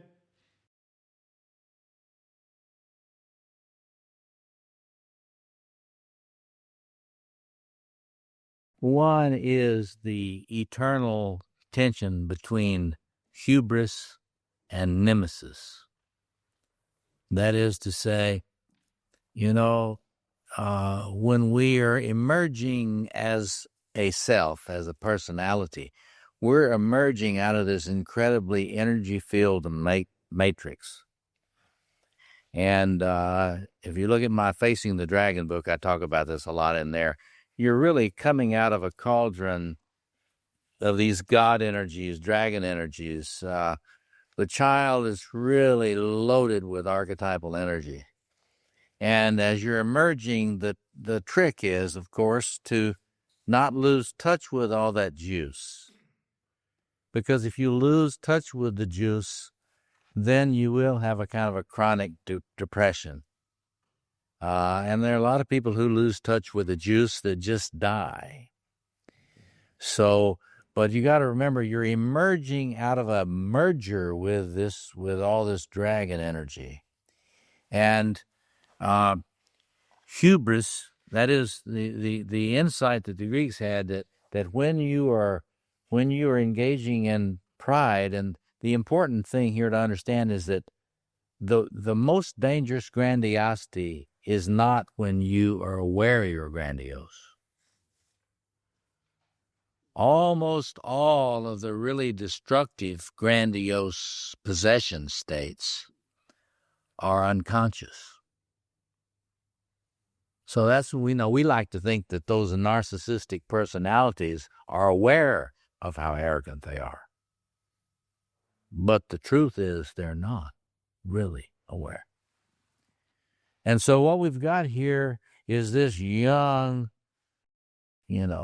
radiant young guy, and he is in touch with all this archetypal masculine juice, and it has blown him up. He's been riding on this. And a lot of the time when you're riding on this archetypal golden juice, you really think that's your true self, when in fact you're just inflated. You've not really constructed an actual true self yet. You've not been able to develop it and build it and shape it and sculpt it yet. You haven't sculpted your authentic true self yet. So one thing that's going on here is if he's going to actually become a transformed, mature man, he's going to have an encounter with the grandiose energies in his shadow. And I've spent a lot of time recently trying to show how grandiose energies come in each of these quadrants. It's not just the royal guy that's all blown up that's grandiose. You can be grandiose in the magician. You can be grandiose in the lover. You can be grandiose in the warrior. So it's inevitable, if you're going to individuate and be transformed into an optimal male self, that you're going to have to encounter your grandiosity, and it never feels good when you begin to have awareness or somebody points out to you where you have really been inflated. Jung, and this is something we should keep in mind today and tonight. I mean, Jung pointed out, any time that you really are doing shadow work, we throw the word shadow work around a lot in men's work, but when you're really encountering your shadow, you are going to feel some revulsion about what you're now coming to know about yourself. And so when you're really coming to know your shadow, The whole hope is not that you disappear into any shame or disappear into the pain, which sometimes you do. Sometimes men suicide at that point. But to be able to still function cognitively as the truth is coming at you. And that's easier said than done. So now think about this. Men would rather fight a whole division of enemy tanks than to deal with an enraged woman that they're in an intimate relationship with. In fact, that's why they're so eager to go off to war a lot of the time. Because one of the great, realities about men of our day is how terrified they are of women when the women have some power and some strength and hurl the lance of the woman's truth, her truth, at us. And I've mentioned a couple of times John Lee's work. He's constantly pointing out the way in which we men, when the woman in our life, whoever the most special woman in our life is, begins to criticize, John points out that we almost always start declining in age. And fairly quickly, we're 3 years old. We're just shrinking and terrified. And this at the point, where domestic violence from the male side starts is when the man loses connection with his grown-up personality. And in the face of the criticism coming from a woman that's got some firepower, which is all of them, when it's coming at him, he is immobilized very often until the point where the rage kicks in, and then he will become often physically violent. So that physical violence comes out of a man who's collapsing into his weakness and self-doubt. So I'll spend a good deal of time with men trying to help them learn that if you're going to maintain a relationship with a woman, and this would be true for gay lovers as well, when your partner starts to come at you, as they inevitably will, with disappointment and displeasure, I try to tell men, you need to have your heart protected here. I'll say, you need to do a little active imagination, visualizing a little Kevlar suit. You know what Kevlar is? That's bulletproof, that you button up in. Because if you leave your heart uncovered when the lances are being thrown with great force and accuracy to get your attention, then you will regress and you will not be able to function cognitively. In other words, you will not be able to listen. Now, we would like to think that all of the lances that are thrown our way are, as Parsifal kind of feels, this is, what do you say, unjust treatment? What is the word? Unjust. Yeah. And God's own light. Yes. And of course, when the salvos start to come, there is a lot of wrong stuff in it. But that's not the most important part of what's in it. If a man is actually going to do his shadow work, then he needs to practice on being able to prevent himself from dying in the face of this onslaught, having his heart completely broken, so he has to end the relationship. I always say to a man, protect your heart or you will end the relationship. You don't protect your heart, you will end the relationship. It may take you a while, depending on how masochistic you are, but you will end the relationship. But protect your heart, not so you do not feel anything. You'll be feeling plenty with that Kevlar over your heart. You'll feel plenty. I just don't want you to be in such death pain that you cannot think and listen. A lot of the research now shows that when the fear comes up and the anxiety comes up, the actual brain circuits to the ears shut down. Have you ever thought when people kind of get hot at each other that you've noticed they don't listen? Well, now the neurophysiologists have actually proven that that's the case. So we need to keep you protected enough at your heart level so that your brain does not shut down. And Parsifal at this point then, you know that point you made about the transpersonal knowledge? So here's the feminine aspect of the unconscious being danced out by this crone. And the deepest part of the feminine is going to have the deepest awareness of the male shadow. Just as you will often have more awareness of the woman shadow than she does.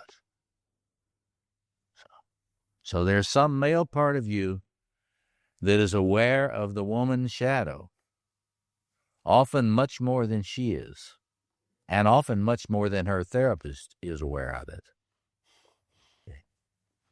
So the key issue here is being able to continue to listen, because if he cannot listen for the truth in that salvo, even if it's only 10% or 5% of the incoming, then he is not being aided in doing his shadow work and learning where he's blind.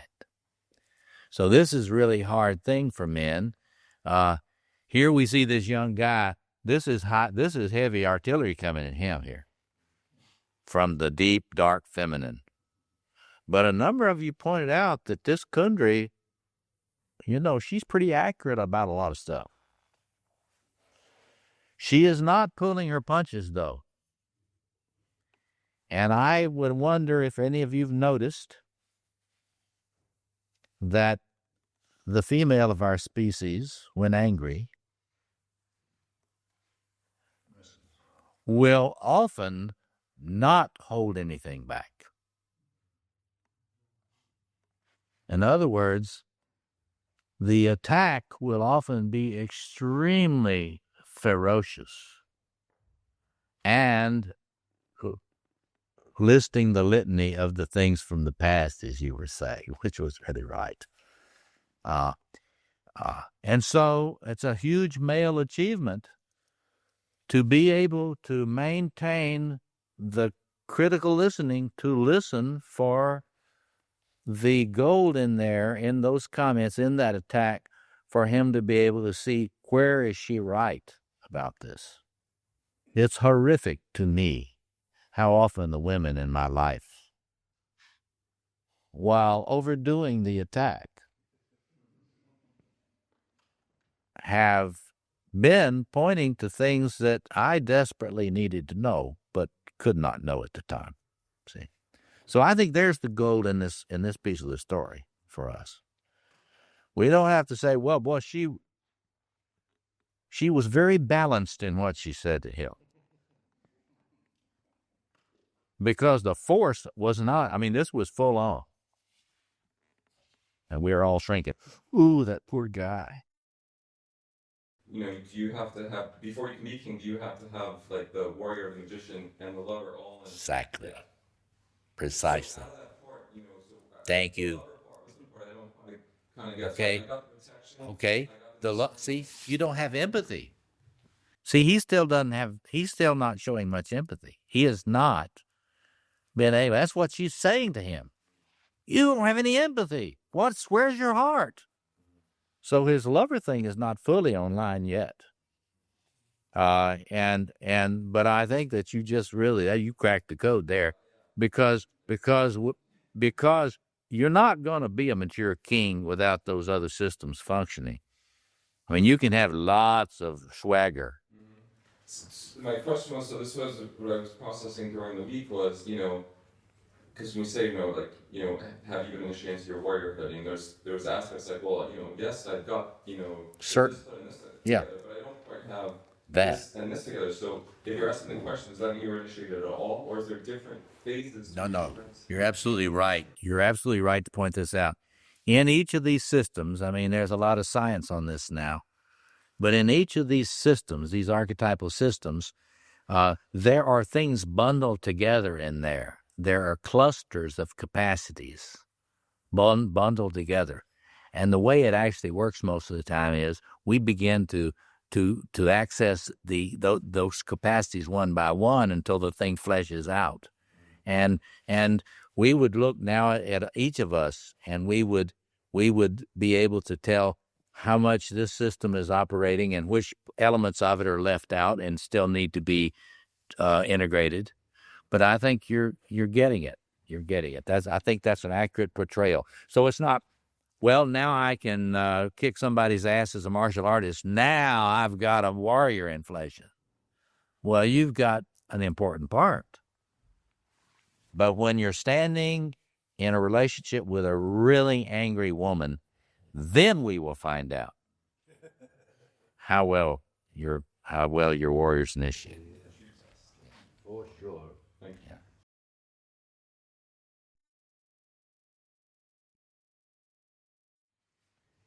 I'd like to just spend a few minutes talking about the lover quadrant of capacities in a male psyche. And just as we talked about how the warrior, at its most, if you think about this in terms of developmental levels, what the capacities exist, the warrior at its lowest level is just mere aggression. You see it in its pure form and rage. If it develops some, then you have the capacity to form some boundaries. If it keeps developing, you get the capacity for focus and discipline. If it keeps developing, you get the capacity to protect that which should be protected. And if it flourishes, then you really get into a valuing authentic service and mission to others. Just as you've got that kind of developmental integration of these capacities and values, in the lover, you start with mere embodiment, the capacity to be in your embodiment. Freud famously talked about the child as being polymorphous perverse. That is, it loves to play with feces and anything. There's no such thing as revulsion, a feeling of revulsion for a young child. I like to say, why be a Puritan about that? Why say, polymorphous perverse? Why don't you just say polyerotic? Because the lover is that part in a man's soul that, given a chance, it loves everything. Trees, whales, you name it. And it has the capacity to take delight in. That's one of the chief ways you know how you're doing on this lover thing. How often do you have the experience of taking delight in anything? I just ask you to think about that for a minute and think about the last time you took delight in something or someone, because that is huge. And hopefully, I call these all lines of development, 4 lines of development. Freudians just think there's one line of development. Cohoutians think there are 2 lines of development. I think there are 4. And they are represented by these quadrants. But if you're on this lover line of development, at the top level of this, when it's there in its fullness, you just live in a lot of joy, a lot of the time. Is taking delight the same thing as experiencing joy? It's not yet, but it's connected at its roots. That is to say, I may take delight, and I may be a stamp collector. And I may have, I may be the coldest fucker around anywhere. But when I open my stamp collection and I see this one particular stamp that's the best, I can take enormous delight in that. Now, I never depreciate that. Because if I'm working with a man, I want to know if there's anything that he's aware of taking delight in. Because if there is something he can name, then I say, aha, the lover is opening up in you. We just have to widen the areas where that potential can be experienced. So anyway, as you get past this mere embodiment, the capacity not to be repulsed by anything, there's no shame in the lover, in the healthy lover. That lover, that archetypal energy itself, it doesn't have any wiring for shame. And I like to say, if you got this stuff online, you can play and you can display. So if you see a bunch of people dancing naked to some ecstatic music, that's play and display. No shame. See? And so if you keep on, if gradually, as you get to where you can enjoy the sensuality of your body, that's a huge achievement. There are a lot of us men who, because of all kinds of early shaming and early abuse, don't have the capacity to connect with any of the joy in the erotic embodiment. And I've always said that when a man gets to where he can masturbate, this is an achievement. And I've worked with a lot of men who have had pornography addictions. And we can shame these men, but what you got to understand is the capacity for them to even experience the erotic through porn is an enveloping of this potential in them.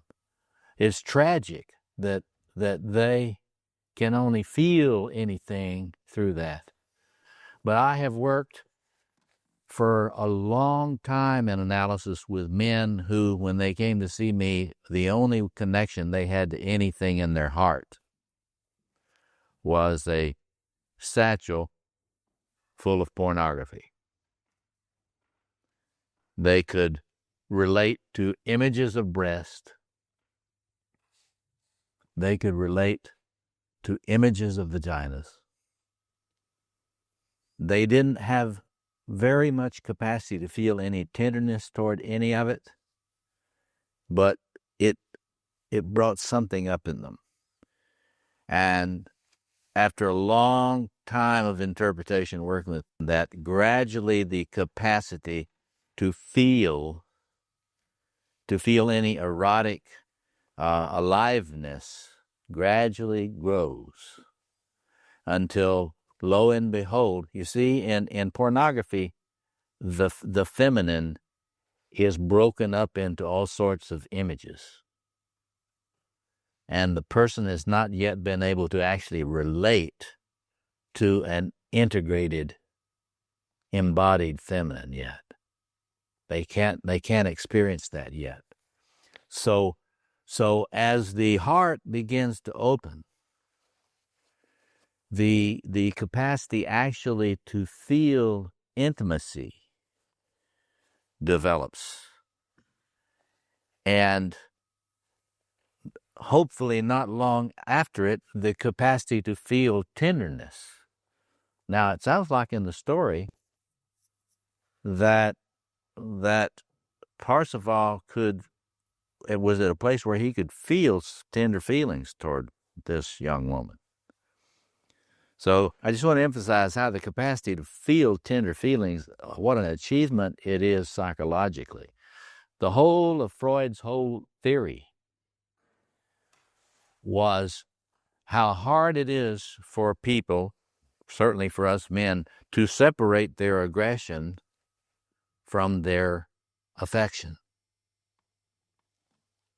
and to experience them in an appropriate, mature way, so you do not have to be sadistic to express your erotic. You follow me?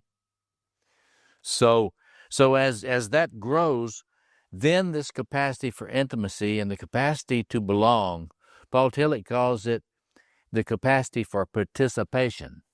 You know, the going away part is all well and good, but if you're going to have your heart open and you're going to be human, you've got to learn how to be able to participate with other humans. And so this opening to participation can begin with an individual, but then it develops into the capacity actually to experience belonging to a community. So the capacity even to feel yourself belonging to any community is an opening of the heart. It's an opening of the capacity to love. And then, as I said earlier, when this potential is flowering, you don't just take occasional delight. You don't just enjoy here and there. At these flowering stages, you get like you be around someone like the Dalai Lama. You can tell that he has a lot of joy if you're around him. You can tell he has a lot of joy in spite of difficult things he has to deal with. And so there's that opening, you know, all of these aspects of the psyche. Jung kind of viewed them as the unfolding of an opening of a golden flower that had each of these quadrants in it. And so in this story, it's very interesting. He is able to see beauty. Now, that doesn't sound like much, but you got to think about it. How sensitive are you to the presence of beauty? It's like there are a lot of people who can be in extremely beautiful environments and not notice it. People who rush their way through a great art museum. So we see in that story he's beginning to be able really to appreciate beauty. In fact, the great philosopher Bernard Malin once called this capacity the capacity for an appreciative consciousness. The capacity to, when you look at something, be able to have a sense of appreciation of what is given.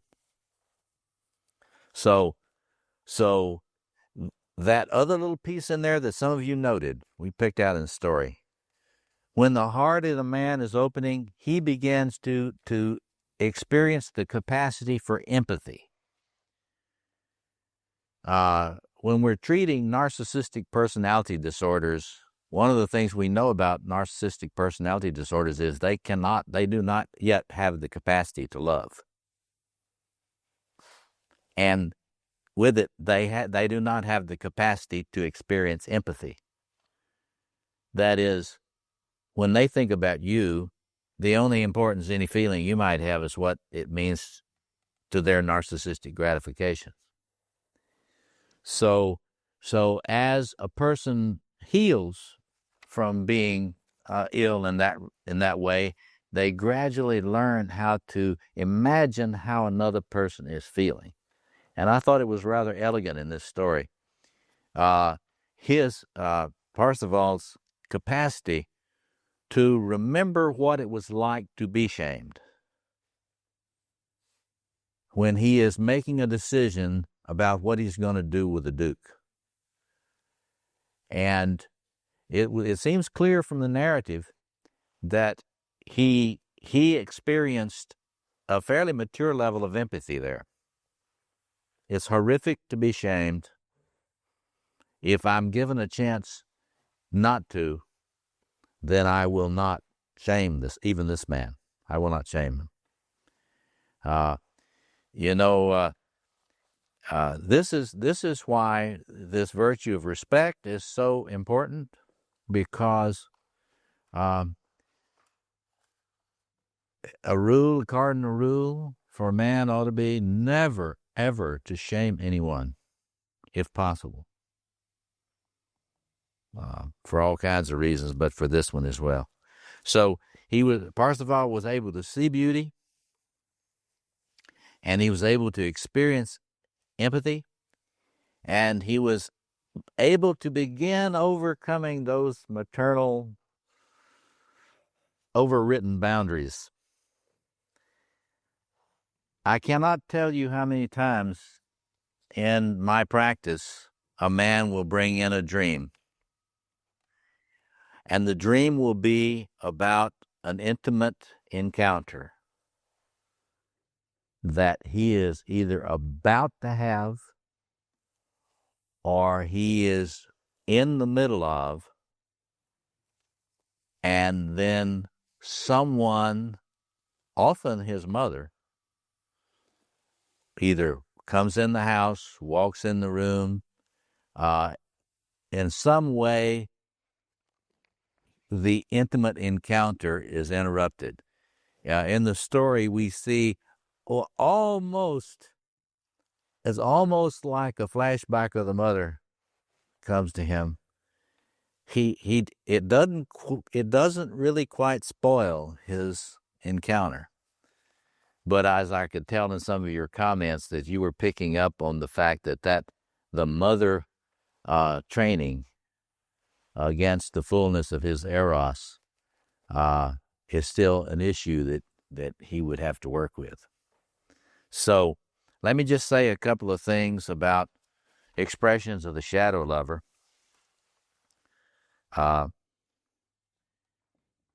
So we know that a man who's really cooking, I like to say cooking in these circuits, he knows how to have fun. He may be developing the capacity for a deep, sustaining joy. He will be comfortable in his body, and he is quite able to display himself physically without the spoiling effect of shame. And often that will come out in his being a good dancer. Well, it often come out in that respect. So what about shadow expressions of the lover? I'll start with a few, and then you feel free to. We won't say that it's your own original invention, but if you want to share some other thoughts, I'll just start with a few. Clearly, sexual addictions are a shadow lover phenomenon, and they're extremely widespread now.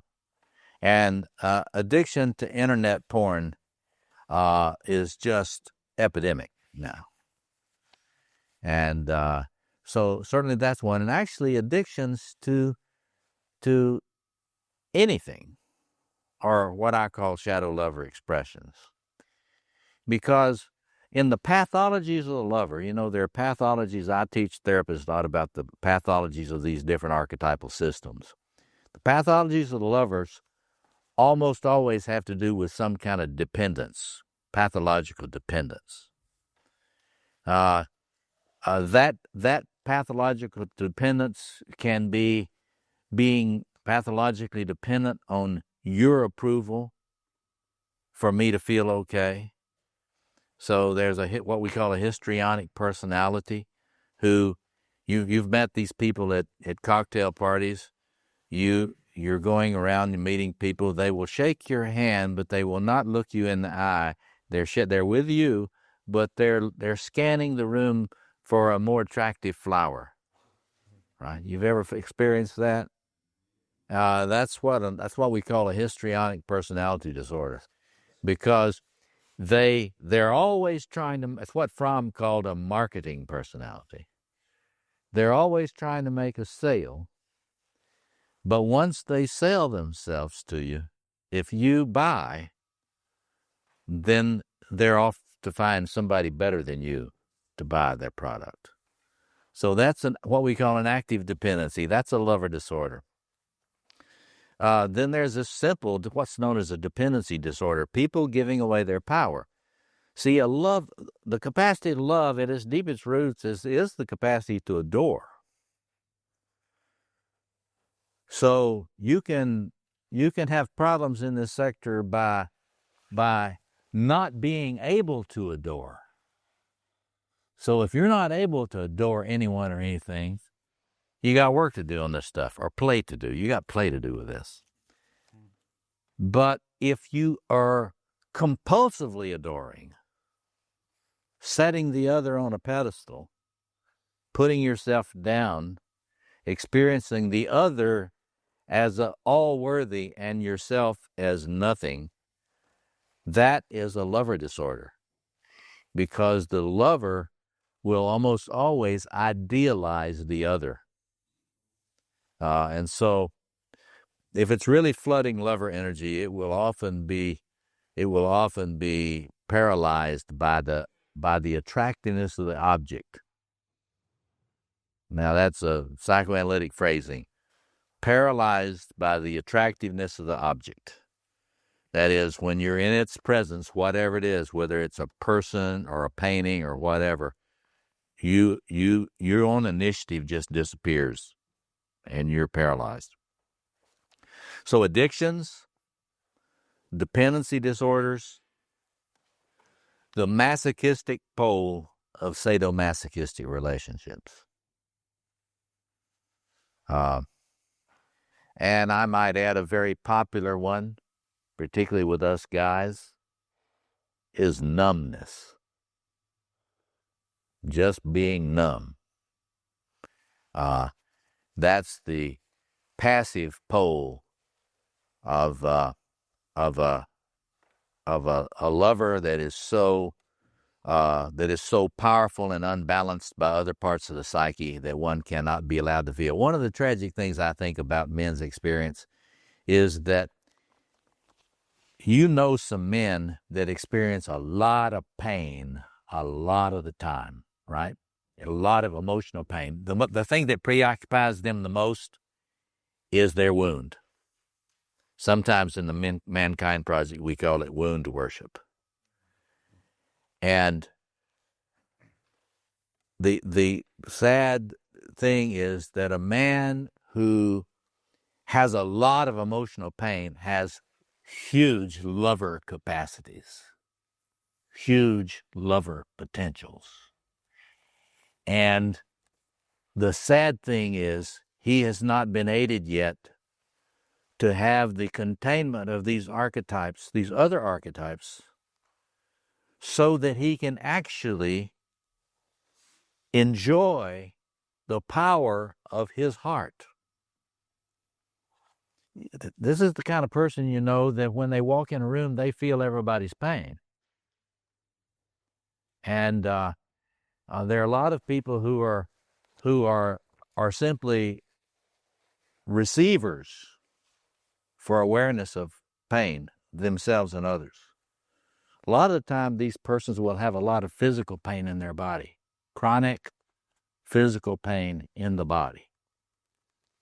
And so I like to work with trying to help people see the strengths of what they have in their organization. So, you know, I have a lover guy come to see me. I'll start immediately reframing the degree to which he can experience his pain in others. Because that is an achievement. It's just that It's a capacity that he's not yet integrated as a male self enough to be able to really enjoy it to the fullest. But it is possible for him to do so. Well, I don't take that personally. Well. I just find that rather an interesting behavior. Well, it may be meant personally. You see that kind of interaction because, I mean, it may be because the histrionic is looking around the room to see if there's a more attractive flower than you. And if somebody's just not looking in your eyes, he just may be into his dominance mode and just wanting to humiliate you and not even bothering to focus on the fact that he's seeking to humiliate you. There are a lot of people like that. But a histrionic person doesn't feel complete in themselves. And if you decide that you love them, they decide that they don't want you. But now let me just stay with this a second because I only have a minute or two. Is there anything else you would add to what you would include that a man that can do blank or who manifests this characteristic has got a lot of material lover stuff? Yeah. For me, my lover side comes out of cooking. So the cooking and love of food. And that gets us, thank you for that, cooking, because that actually gets us to the other thing I wanted to kind of close with. Will you share with us all the things that you've done which have helped you embody this lover energy? Cooking. Now, see, I admire you. I always say admire the guys that can do things that you're not that good at, you know, and so that you can try to be more like them. In my old age, I hope to get to where I can cook, because I think that's really becoming a good cook is a great way to let the lover come out in all kinds of dimensions. So thank you for that. Others, yeah. To be able to improvise with music and rhythm. Ah, yes. Playing music. Right, exactly. Others. Gardening? Gardening is another big one. In fact, the image of the different spaces, of the archetypal spaces, you know, there's the field of battle we've been hearing about. But the garden is really a great image and always has been a great image for the lover. And gardening is, it requires a pretty mature lover because you really got to care about the plants, right? Other comments of things that you have experienced that have opened you up. Dresses. Fashion. A sense about how you can, yeah. What a lot of gay guys see. Yeah. That's his list. Yeah. Yeah. Yeah. Some of you may need to have some gay guys for a mentor, because they have a sense of being able, they see beauty. In fact, they already know how beautiful you are. And you know, straight guys, you know, they're so homophobic that you know, it would freak them out if somebody noticed how beautiful they are. And if you want to get a sense of a male soul, incidentally embodied in a homosexual man, Walt Whitman, the American poet Walt Whitman, I mean, he sees the beauty everywhere. And reading his Leaves of Grass, let me give you a little sense of that. Any other thoughts back here? I was thinking of the Navajo people who were fierce warriors, also have lots of praise about the beauty way. The beauty way, absolutely. All that Navajo spirituality about the beauty way, you can just see how advanced, how well developed the sense of the lover is. And that's very much expressed in many traditional cultures, certainly in Native American culture, but it's widespread. One of the things that you can be aware of is that in ancient cultures where ritual hadn't died, they tend to all have much more sense of beauty and than contemporary modern Westerners. He just wants to put his tongue in everything. I mean, and you know what? There's no such thing as get this now. The archetypal lovers is not heterosexual. It's polysexual. And it knows nothing about fidelity whatsoever. So there's no fidelity in the lover system. So for a man such as yourself to use any technique to be able to regulate the power of his own attractiveness and the power of his own attraction to others. Look, I'm always working with people, you've got to regulate or your life will go down the tubes. The lover energy is the ultimate solvent, solvent. It will dissolve all structures. And so when you open up to this lover thing, you got to have somebody else present. The warrior in you knows about fidelity. It's the only system in the psyche that knows about fidelity. So you gotta, if you don't numb out, you've at least got to find some way to constantly be asking yourself, okay, this is what I love. I always have all these guys that, if a woman wants to have sex with them, that woman can have them. And I said, well, does it ever occur to you that if this woman wants to have sex with you, that you are not duty-bound to have sex with her? That maybe you want to think about what you're trying to do in your life and see if this fits? Because you're not the only one that has that. So when you get initiated in the lover, this lover, he's an unruly guy. One of my analysans has given this part of him the name hound dog. And so, hound dog, hound dog is just always sniffing, man. And that part of you, look, just be clear, you're a primate. If you're a healthy ape, every time some attractive ape comes by, your whole physiological presence the bells are gonna ring in there. That doesn't mean you're a bad guy or a sex addict. It just means you're a healthy ape. And but men have to learn how not to let the erotic destroy their entire world.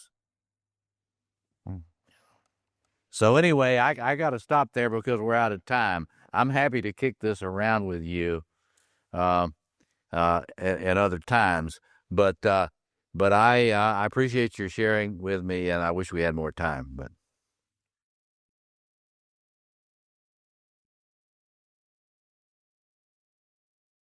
well, here we complete the circle.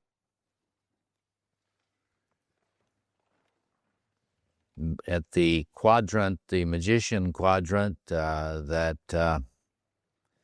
is really where I began my investigations. I hope you've got your diagram from The King Within, the 2007 edition. We've been walking our way. I like to say that a mature man is someone who can, like that mythic king, dance the four quarters. You may have seen that image of Shiva dancing. Well, there's a way in which your soul can learn to dance the four quarters, and now we're at this magician quadrant. When I was a young scholar, in my humility, wanting to finish Jung's work, I saw myself. I didn't really see myself as working on masculine psychology at all. I set out to complete Jung's investigations into the mysteries of the occult, and so I started doing a lot of field work, as I may have mentioned to you before, going out and observing and being a participant observer in all sorts of ritual processes around the world in different spiritual tribes, different tribes of ritual magic, and looking at all modes of ritual practice, a lot of young people were getting involved in cults in those days, and many people were antagonistic toward them and saw the the practices they did as demonic and making people crazy. So I went out and started to try to investigate and learn about these things, and so I was surprised that when I got inside the world of people who had a lot of experience in practicing ritual, I was surprised at how much thought and depth there were among so many of these people. Here I was a psychotherapist, and I once sat, I was invited to go along on this occult practitioners healing encounter, and this occult practitioner, there was a young schizophrenic that he brought in, and I was terrified because this young schizophrenic was about 6'6" and weighed about 240 pounds, and I was expecting a psychotic break, but this ritual practitioner was able to take this young man on an inner journey, which enabled him to confront some of his demons. He did it very skillfully, much more skillfully than many of my supervisors as a therapist. And then he brought him out, and so I was learning some new respect, and so I continued looking at that. After a long time, thousands of hours of this participant observation, it began to be clear to me that in this world of ritual and in this world of esoteric practices, that there was a clear structure, that there were elements that were always present. This was, people had studied all this stuff, but it became quite clear that whenever you're in transformative space, you will have a ritual elder. There will be someone in the role of a ritual elder. And when you're needing a transformative space, you will start to seek out a ritual elder, a Trevisan. You often do not even know that's what you're seeking, but you will start looking for the vessel, the transformative space.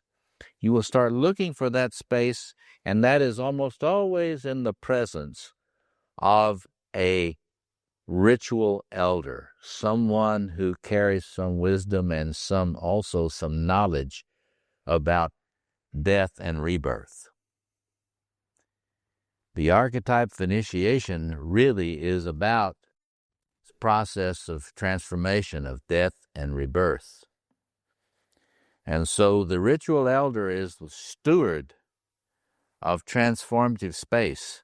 In the story, you didn't hear this part, but in the story, this is a circle of stones around this fire. So it's a sacred circle that Trevisan is kneeling before. And so if you begin to study, as I did many years ago, comparative traditions with regard to sacred space, you will see that it's a very unique space. And so you have the archetype of death and rebirth, you have the sacred space, and you have the ritual elder who is to be the steward. A steward who lets you come into that space and will turn up the heat, the alchemical fire, will turn up the heat under your vessel and cook off a lot of the impurities until you are done. That is, done well enough. And then he will kick you out of that space. In other words, a decent ritual elder will not let you stay at the fire forever. You have to get out and face the world again. So if you look at this diagram, Here again, we're going down to the base of that Mayan pyramid that we're looking down on. And on this magician face, you begin with mere knowledge. There are a lot of very, very smart people who know a lot. And yet they do not have the moral or spiritual or emotional resources to be good stewards of their knowledge for the world. And as we sit here, there are extremely brilliant people over the world who are putting all of their creative energies into ways to manipulate people, to create entities, machines, substances that are extremely toxic to human life. Enormous amounts of money are going into all sorts of technical knowledge that is without soul. Paul Tillich, again, saw it coming. He said that ontological wisdom, that is true knowledge of the depths of being, has been far outstripped by technical knowledge. That's a runaway magician. A runaway magician. It's not that we do not welcome learning and knowledge, but we are falling behind in terms of the character that needs to be developed in order to be stewards of that knowledge. It's a huge problem now. And with the internet, the power of the internet is so much magician power. And the shadow side of the internet, not its positive side, but the shadow side, is the way in which it often can kind of turn a man into an extension of a machine. So anyway, as you begin in mere knowledge, you have no concern for healing. You don't really even have any concern for making a great contribution to your fellow humans and other creatures. You are into the love of knowledge for its own sake. And that's a primal place. If you mature in this, you begin to become aware of that archetype of initiation, that the necessity for transformation, not only of yourself, but of systems, of families, of systems, of organizations, of the world. But in order for there to be a truly transformative process, someone has to have the capacity to steward the transformative process, and therefore wisdom is needed. In every culture and every tribal tradition, there have been wisdom figures, people who we've known as the sage, the person who develops the shamanic knowledge. Now again, this doesn't mean that all the people who get powerful in magic are good. I thought the Lord of the Rings did a wonderful job of showing the ambivalence of magician power. Because in that Gandalf is the figure who gradually over the period that we see him matures and matures and matures into a rather luminous manifestation of the mature magician. So you got to develop your wisdom. And then we saw Gandalf struggling to really get himself fully centered in his wisdom and what he knew.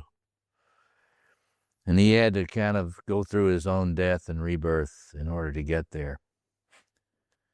But as this potential flowers, when this sector of your psyche flowers, you get this wisdom that's good enough to be offered to help others, and then you can turn to being a healer with it. So the richest, most golden flower of the magician sector and the magician line of development is when you can bring the power of your mind and the power of your understanding, the power of your knowledge as an offering to a suffering world. This is the shamanic realization. You're not a sorcerer who, like so much in contemporary Madison Avenue and other centers of advertising, you know, there are more people that study this kind of material that we're studying. There are more people in the corporate world who are highly trained in this stuff, and they are using this knowledge to learn how to manipulate people by appealing to their archetypal depths. And I submit to you that if you want to see sophisticated, manipulative use of archetypal patterns, you simply watch commercials. Really sophisticated commercials. And it's extremely widespread and growing, and they're getting much more sophisticated, and the power of their capacity to manipulate archetypal energies is huge. And so if the folk that want to really try to counteract that kind of sorcery, you have to know about these things too, just like Gandalf. So the question of right intention is huge.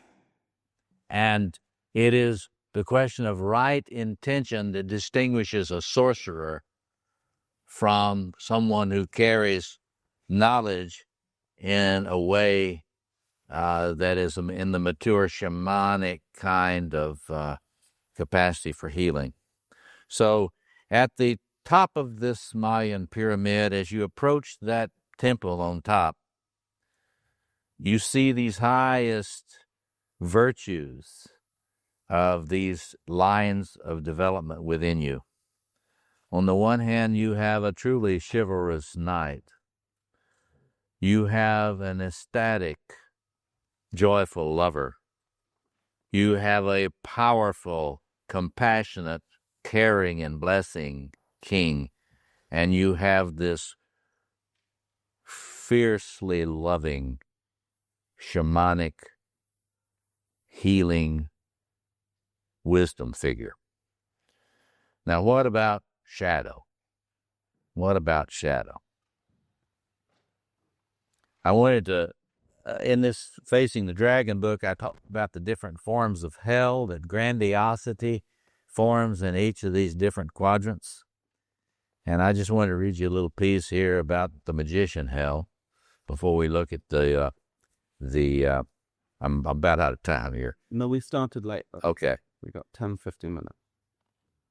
Dragon energy manifested in the magician or magus archetype causes you to be strangely emotionally detached above it all. You think you have the right, correct, enlightened point of view, theory, ideology, theology, psychology, or spiritual tradition. You have the right one. And that if people would accept your version of truth, that is, doctrine, theory, ideology, or tradition, then everything would be okay. The now integrated spirituality of an enlightened and peaceful world would easily see that evil is no more than an illusion, held by those still unenlightened but marginal people who don't know what you know. Magician grandiosity cloaks a fundamental coldness, a lack of love and joy, and a denial of the horror of radical evil, with the erroneous perception that you are above it with your superior knowledge. You then try to avoid any responsibility for actually confronting it. You keep telling yourself that the horrible things happening in the world are just illusions, or that the world can only be improved by accepting your version of the truth. Only the abstract theoretical correctness of your belief system will suffice. This fantasy allows you to reject any notion of cooperating with others, that is, people who think differently from you, in urgently needed programs of compassion and justice. You see no need for a calm, centered, and blessing presence in the middle of all the chaos in family, community, nation, and planet. You see no need for joyful, embodied celebration of the preciousness of individual people. You see no need for wedding feasts, ecstatic erotic unions, messianic banquets, or sacramental dances of life. For all of those things require repulsive engagement with particular real people. Surely humanity can be redeemed without all that messiness. This is the magician form of dragon hell. That's when you're flooded by it, you know. There's another way to be flooded by it, and it's the, if you look in this part 5 of The King Within, I've got a section in there that shows the association of these archetypal energies with different psychopathology, different territories, different geographies of psychopathology. I do a lot of work about helping people understand there's a shape, there's a structure to psychopathology, and it's organized in these archetypal systems. So the kind of pathologies characterized by the magician are thought disorders. They are pathologies of detachment, people trying to back out of life and disappear into the woodwork. We've talked about some before. So in other words, if you tend to just stay the hell away from everybody, you got a lot of flooding magician. And all that wonderful magician energy you have is not being stewarded well. There's another thing. This flooding archetype will cause you to be a master of depreciation. You know, I like to say, you know, if it moves, you know, the lover will put his tongue in it. If it moves, of course, the magician is going to interpret it, but it's going to depreciate it. Alfred Adler said, really want to know how ill psychologically a person is, particularly in terms of how narcissistic they are, you will simply see how much they engage in the depreciation tendency. So when you have somebody that's always finding the fault with persons and things, that's a runaway magician. And often, you know, I like to say that when a magician is on full automatic, it comes off like a buzzsaw. And it's not a surgical scalpel. It cuts away all sorts of good tissue. And so if you hear people speak of your critic, the inner critic, this is coming out of the magician sector. Because this magician part of the psyche is never going to be satisfied with actuality. It's never going to bless when it's flooding and not balanced by those other archetypes. It is never going to look at you in the mirror and say, yes, you're beautiful. Never going to say that. They'll say, oh, you need a little work on your eyes here, you know, a nip and a tuck. So detachment, depreciation, innocence, not knowing. Parsifal, when he starts out, he doesn't know. And he doesn't know his shadow.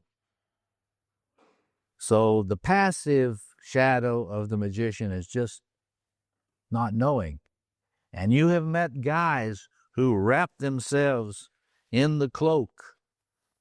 Oh, I'm not an intellectual. One guy says to me, I don't read books. Wrapping themselves in not knowingness. Because if they let themselves know, then something might have to be transformed. See? And then we have that sorcerer I was speaking about, the malignant trickster. That's a guy by the name of Shastram once wrote a book about man the manipulator. And it was really about this malignant trickster aspect of the psyche. Now, when that trickster part, you need that trickster part in your personality. In fact, there's a lot of evidence now, scientific evidence, that it developed in order to help you survive an evolutionary process. You might think about it this way. If you don't have enough powerful trickster in your personality, you will not be able to see the grandiosity of others clearly enough, including those that want to manipulate you.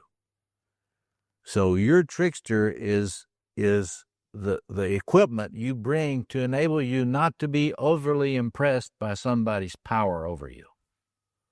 And so the healthy trickster part of yourself will always enable you to be mentally free, even in a situation of oppression and tyranny. You will be able to be mentally free. And there are many trickster figures in world culture that embody that. So if the trickster is working without benefit of balance with these other sectors, then it will undermine everything you try to do. It will criticize every project. If you're one of those guys that has started projects, started businesses, and then it gets upended, and then you start another one, then it gets upended, then you start another one, and it gets upended. This flooding trickster will always destroy your cosmos, your world, before you're able to get all the foundations down securely and build from the base. And so if that's been happening to you, you just got to realize there's a perfectly wonderful archetypal energy in you that needs to be stewarded more consciously to help you resist being dominated by oppressors. But it should not be upending your building project. So let's see, I believe that's okay. Can I just ask a question? Are you saying that that's self-sabotage? Yes, self-sabotage is this trickster operating, I like to say, on full automatic. And it's just, it doesn't wait for the royal part of yourself to say, come here, I got something that needs to be confronted. Or confront me. When you're granted, you don't say, if you're having it confront you and you're using your own trickster to see through your own grandiosity is working right. But if it just starts to work without being invoked, then that is when you sabotage yourself. And we have this personality description. We call it the self-defeating personality disorder. So there are two sides to the trickster. Yeah, so like all archetypal energies, there's a shadow side of it, and there's the conscious, well-stewarded side of it. And so. Sorry, what does the trickster think it's achieving by upending this project? Well, the magician sector in general, it is so critical of anybody's building project. If that architect, you think of Amenhotep in Egypt, who served the pharaoh, who helped him build a lot of incredible things. When things are operating right, that magician actually helps in the architectural project. It helps understand what could be built. But the magician will always, it'll say, well, Your Majesty, we could build this city. We could build this pyramid. We could build this city. We could build this park. And it will go on and on. Creating what Kierkegaard called the sickness of infinitude. That is, the magician is going to constantly be coming to you with projects. And you say, here, Your Majesty. And then you say, oh, this looks interesting. And then the architect says, yes, but you notice here that this is really not perfect. So let's look at this other one. And so it's the only thing in you that's going to choose is that part of you sitting on that throne. And finally, that part has got to say, we will build this for good or ill. We will build this. And Mr. Magician, I need your help in this building. So, shut the up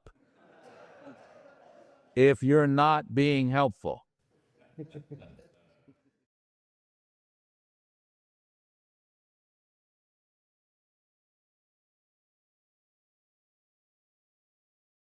And so we come to the full flowering of the golden flower of the male soul and of possibilities for a human community.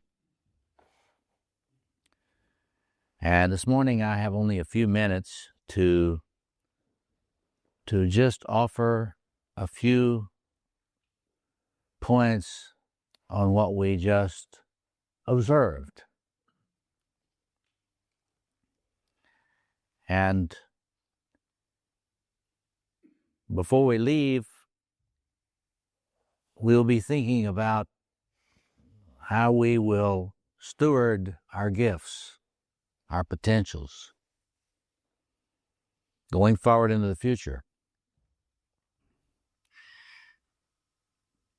I think a good way to frame this territory here is the opening to the fifth element.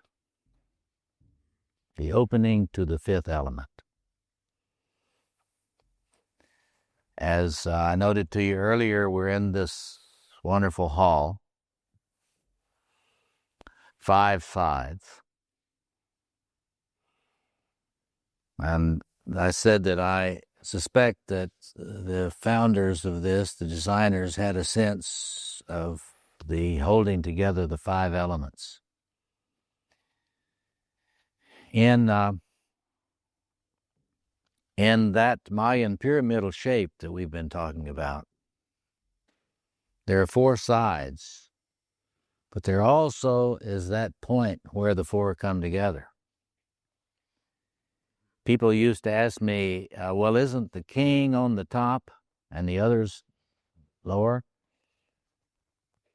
No, the king archetype in itself is a part of the synergistic cooperative field. So the matured human soul is the result of that holding together and those bringing together those potentials until a 5th element emerges. And I got to do this. You know, by the time I have been kind and loving and compassionate and understanding all week in my work, by Friday night, I need a masculine movie of some kind, you know. And one of them that I've enjoyed, is humorous, but with a very deep underwriting theme, is the movie The Fifth Element with Bruce Willis. I mean, you get a jolt of testosterone anytime Willis is around. But in that movie, they're picking up. It'd be interesting to know how much the person that wrote that script had a sense of any of these spiritual dimensions. But in the story, the world is at great risk. And someone has to come along. It's very much like the Parsifal story. Someone has to come along and to be able to do what is necessary to invoke the emergence of the fifth element for the world to have a chance. So I'd like to say, if you look in part 5 of this 2007 King Within, in the very last part, there's a discussion of, yes, the attainment of the balancing of those 4 systems, those 4 potentials in a man or woman's soul. But if a person only achieves that, they may become truly very, very radiant.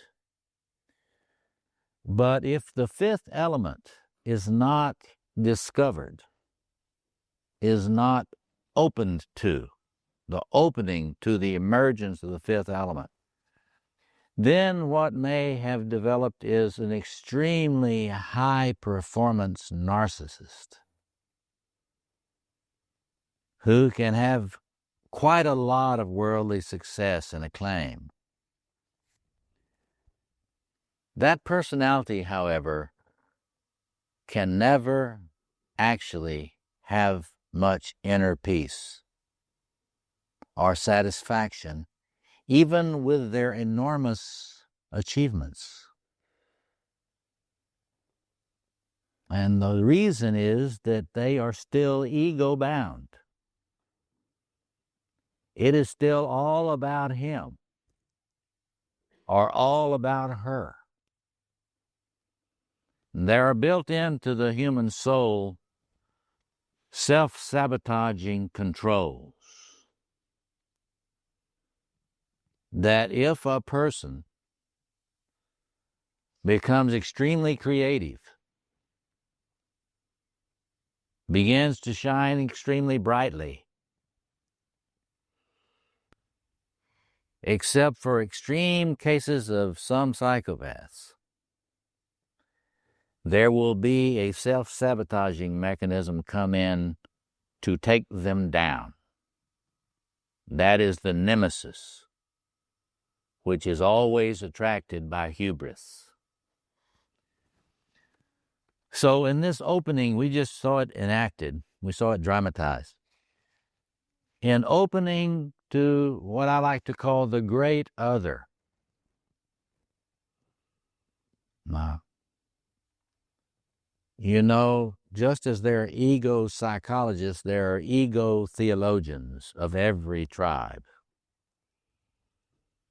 and who simply try to take the great experience of the great other and turn it into a franchise, a Buddhist franchise, a Hindu franchise, a Christian franchise, a Wicca franchise. But it is ego spirituality, ego theology, ego religion. Because the great other cannot be controlled by language, anybody's language. And it cannot be manipulated and controlled finally by any ego. And so when I speak of the great other, don't let the bad job the theologians or equivalent of your tradition have done, the bad job they've done in mediating the actual experience of the sacred. Don't let them keep you from understanding that if you wish to experience the optimal possible human, whether you're a man or a woman, you have to somehow find your way to open to the 5th element. Because then and only then will it stop being all about you And when you can open to the great other, however you choose to language it, at that moment, the ego is really not, the personal self is not actually, this is very important, the personal self is not really destroyed. Actually, contrary to a lot of sort of human-hating interpretations, the personal human self is enhanced and begins to be what it was probably imagined to be by the Creator. And a flow of communion begins to flow from the great other between the great other and your personal self.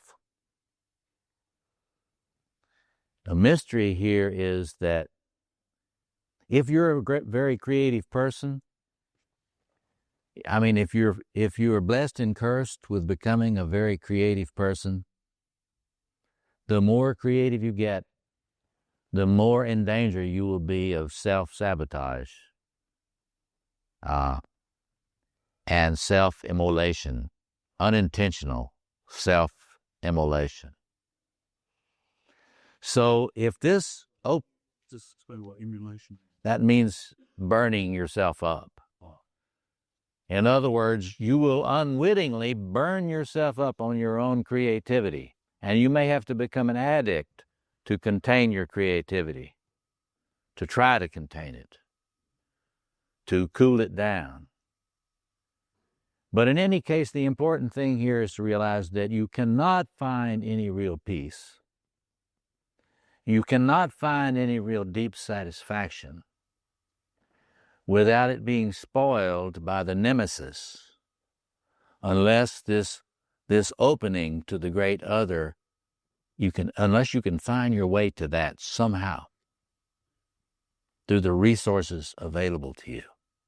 No one else needs to know about this.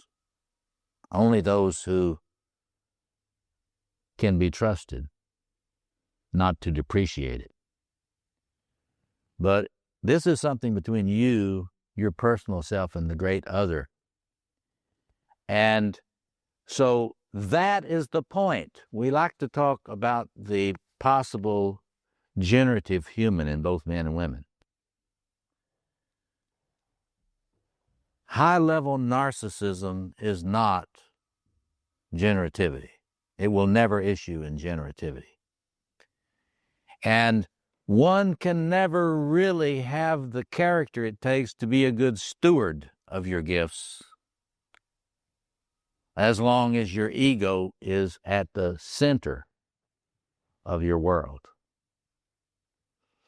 The actual only way to achieve the optimum possible human in your life, including your optimal creativity, is to open to the fifth element so that you can experience what Parsifal experienced and then begin to stand in your creative power in such a way that it can be offered to the world for the healing of the world, for the building of a world that is seeking justice and peace. And so, stewardship, making your offering, that's the last thing I want to mention here. Every man in this room, every woman has a gift that only they can bring to the world. Only they can bring to the world. At the heart of the myth of the king is the deepest meaning of conscious sacrifice. You have to be able to make an offering.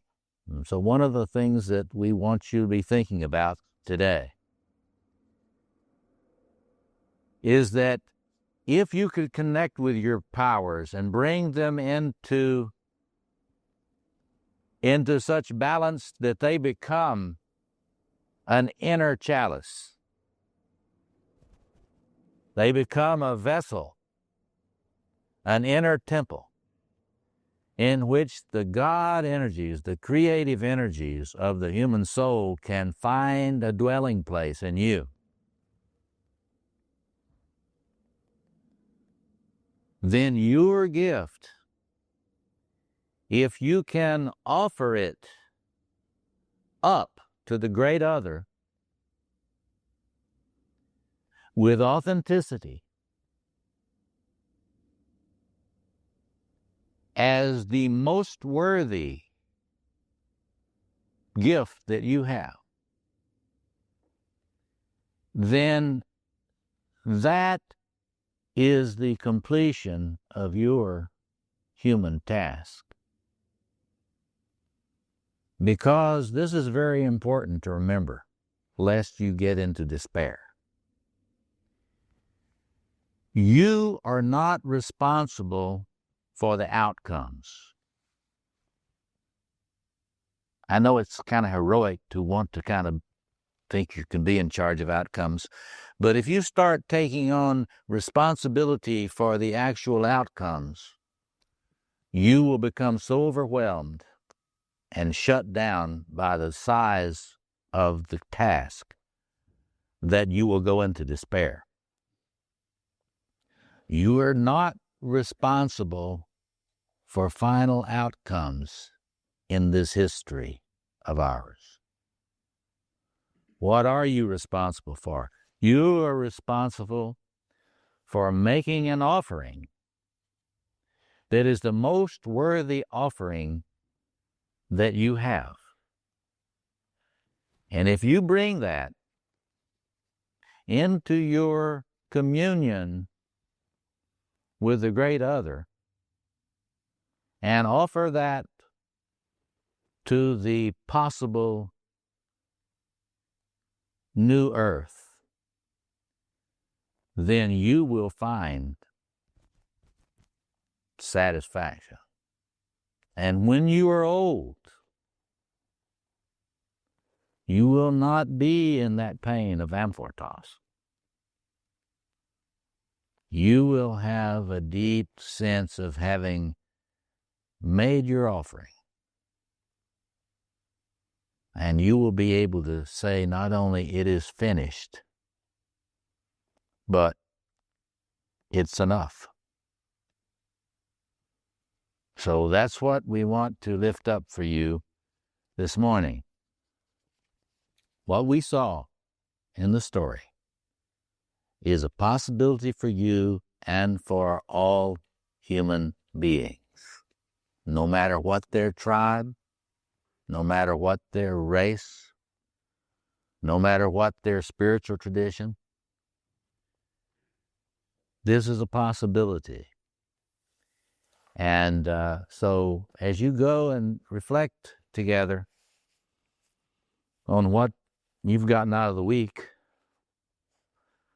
I hope that you will realize that there's really wonderful stuff in there in you. There's a gift only you can bring to the world. And reflecting on that is our final worthy task.